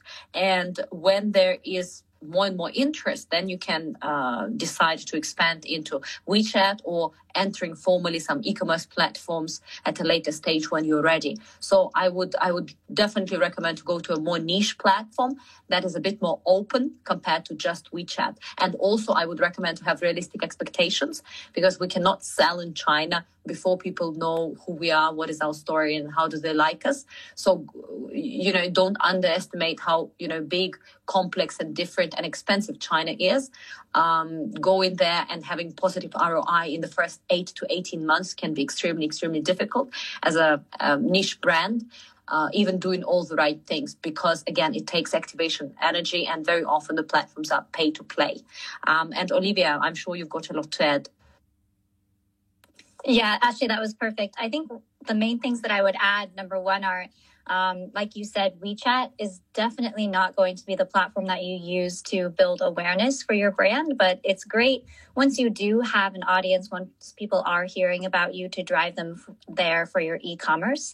One of the best ways to grow awareness in China is working with influencers. So, finding people on, Ashley mentioned Red or Douyin to work with to help you grow awareness for your brand is going to be critical. And I think another thing I would mention is to look at similar brands in the market. So go on Xiaohongshu and search for brands in your category, brands that are similar to you, see what they're doing, look at the type of influencers that they're working with, even look them up on WeChat. Yeah? I can't really spell the name out because I don't speak or read Chinese or anything like that. Would you mind just spelling out, or is it just I have to type it in Chinese, or how does it actually work? Do I can I type it in like in English, or do I have to type it in in order to find all these platforms and groups and things like that? Do I need to type it in in Chinese scripts, or I'm able to type it in English? Yes, you can look for the app in the App Store. It's called Xiao. I can add you and write it to you. Little Red Book. Yeah, Red. Yeah. I think in English App Store it's called Red. You can also find it there. Red. Actually, when we tried to do that with one of our friends, they couldn't find it. You literally have to type. Oh. Yeah, that's Can I suggest something, Ink? If you follow Olivia and Ashley, you can, I'm hoping I'm not speaking out of turn. I'm sure they'll be happy to give you some more advice and chat to you offline. I just want to make sure we get to everyone before the end of the end of this specific section. Is that okay, guys? Yeah, all right. I already followed the guys, so thank you so much, guys, for awesome. Thank you. Thank you very much. Pavel, Luke, Jay, I really want to make sure you guys get a chance to speak. So please go ahead and you guys have the mic. Hello, everyone. Can anyone hear me? We can. Yes. Oh, yeah. Nice. All right. First of all, thank you so much for hosting this event. I'm getting a lot of valuable insights and tips, and especially I want to thank Arnold and Olivia for their kind of activity on LinkedIn, for posting this kind of good tips and best practices for WeChat articles. Yeah, I really love them. And I actually have one kind of answer and two questions. So the answer, that Elmira, I guess, right? She asked more about the AR and immersiveness. So right now we're working for one client and we're building kind of product visualization and the same time AR experience on JD and Tmall. So those platforms, they actually kind of experimented with augmented reality before, especially Taobao. There was a feature AR Buy Plus, but it was suspended in 2018. So this is an answer to Elmira's question that right now, in terms of e-commerce thing, we those features exist. So basically what it is, you kind of have to prepare digital assets in a specific format, building it in Unity in order to allow those two apps like Tmall and JD create augmented reality experience and 3D visualization of the product. Yeah, and this is my answer that it exists, but I'm not sure about WeChat right now because I also wanted to ask your opinion on this. How effective it right now, or you think it's gonna be the same situation as before in 2018? So it doesn't get enough attention from the users, for consumers on these two platforms. And yeah. And last question is to Am. He mentioned like topics about like gamification and game industry. So yeah, I wanted to ask Am about like what does he think about the future of the game industry and how it's going to relate like affect like e-commerce. So for example, the Cyberpunk that he mentioned, a lot of brands, they came up with their own unique kind of exclusive product for China. For example, Adidas, they created a special series of like sneakers, and OnePlus, the smartphone production like company, they created like a special phone for it. So I wanted also like to know your opinion. Thank you.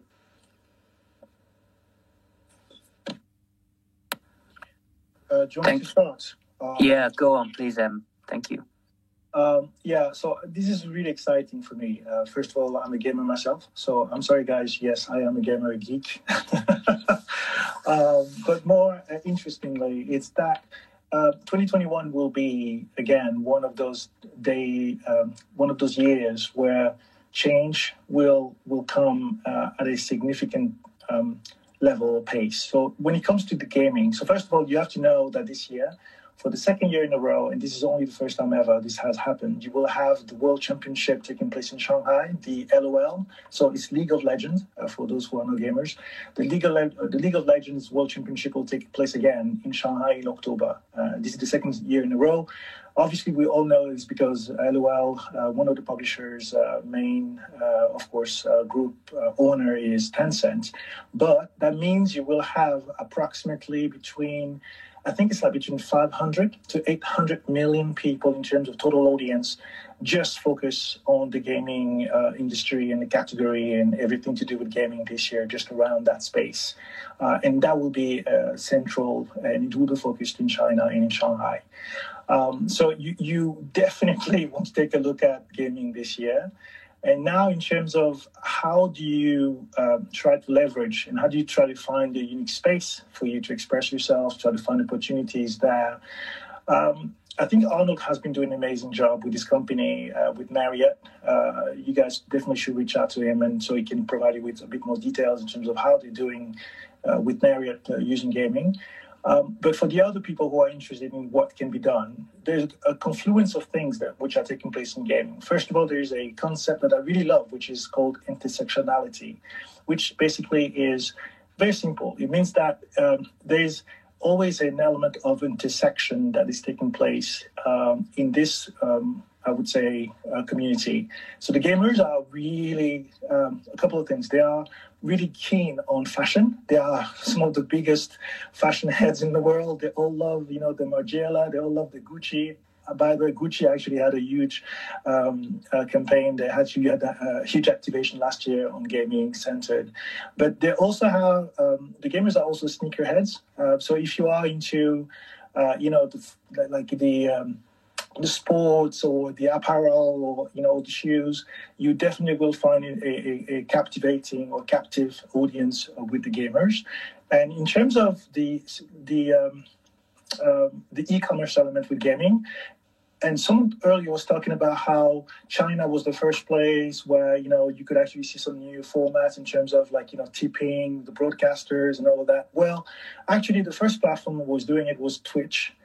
Which is a foreign platform, which kind of started the entire idea around, creating virtual coins, virtual and real, actually, because you're spending real money on creating those virtual assets that you're giving away to the people who are live streaming, the people who are showing you how they're playing the game. And you have people sometimes tuning up for 2-3 million people, almost like every weekend on Twitch, who are just tuning up for hours. And you can absolutely sell the products. And the way you can come to this is actually being really creative in terms of creating these virtual assets and linking them to the gaming community. And again, it's quite complex. So I don't know, just reach out to me. I'll try to give you a bit more details in terms of how you can approach it, because you do have different nuances in gaming as well when you're trying to do some of those things that I just described. Thank you very much, That was fantastic. Appreciate the question, Pavel. You should also follow Ashley and George and some of the other guys on stage as well. If you like our content on LinkedIn, you will love their content also. Just very quickly, we've got literally 1 minute, but I really want to give you guys a chance to quickly speak. Luke, Jay, do you guys want to add something very quickly? Sure. I'll keep it quick.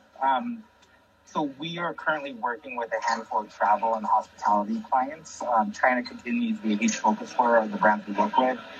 We already tapped into Baidu, Ctrip, Fliggy, WeChat, and the group. We're looking at Douyin this year and how we can leverage and pilot the e-commerce functionality. But this year we're looking at how to expand our kind of performance content marketing offering.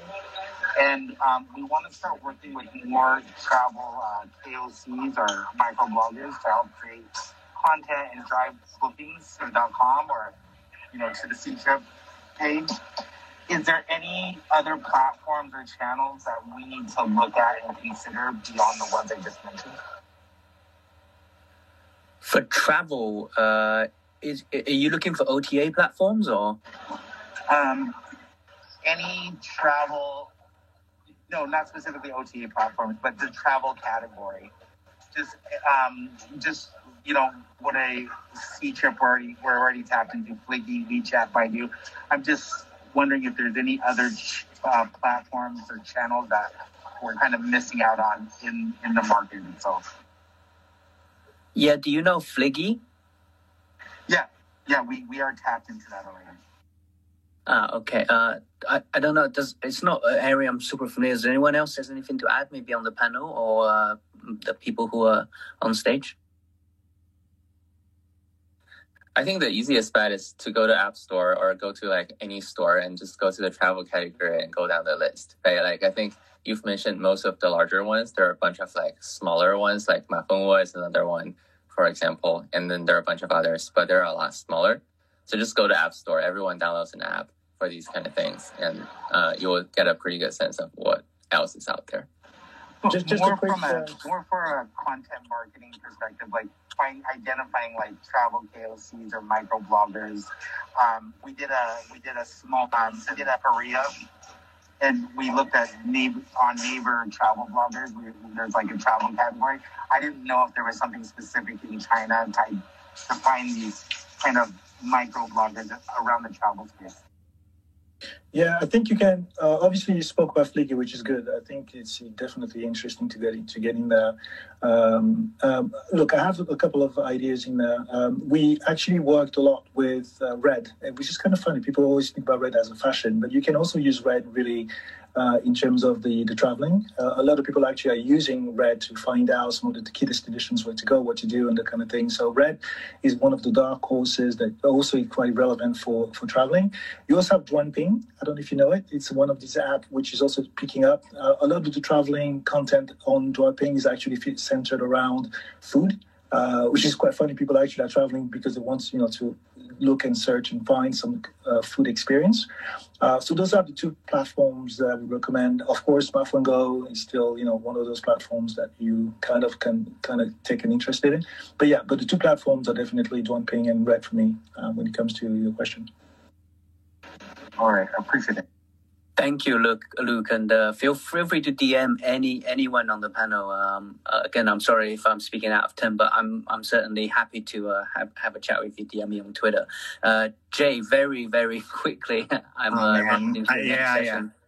I think it might be a deeper question because we can talk about it in another room. But I guess my question is, what is China doing to take care of the gig workers, right? Because I've been there, and we actually followed and traced the driver around and how he serviced, the areas, right? I didn't know that they were assigned an area and they built relationships with the merchants, the people that they deliver to, right? So I'm just curious about that. We can talk about it in another room, but yeah, because, China Speed is very amazing, but then, you read all these articles that are coming out recently of like with these folks burning themselves because they're just working crazy amount of hours. So if it's too deep for this room, we can talk about another room in general.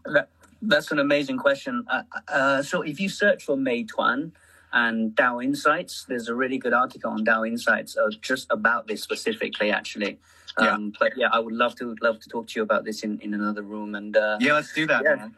ping me, and I'll come. I want to ask that question because I think it's important for everyone to listen to that. For sure. Yeah, so before I hand over, I just want to say a massive thank you to everyone on the panel. Some of you guys have gotten up super early. Some of you have stayed on for hours and hours. So thank you, George, Ashley, Nishta, Roy, Olivia, and Mark. And also thank you to people who have come on stage to help as well. Dan, really appreciate your insights. Jay as well. Thanks for putting your hands up. And yeah, please make sure, guys in the audience, you follow all the people on the panel who have contributed, all the moderators, and I'll hand you over to Ashley. Really look forward to the next session. It's going to be absolutely amazing. Thank you, guys. Thank you so much, Arnold. This is absolutely awesome. Okay, guys, we are moving on to the next session. We just now spoke about digital marketing, and right now we are moving into our e-commerce.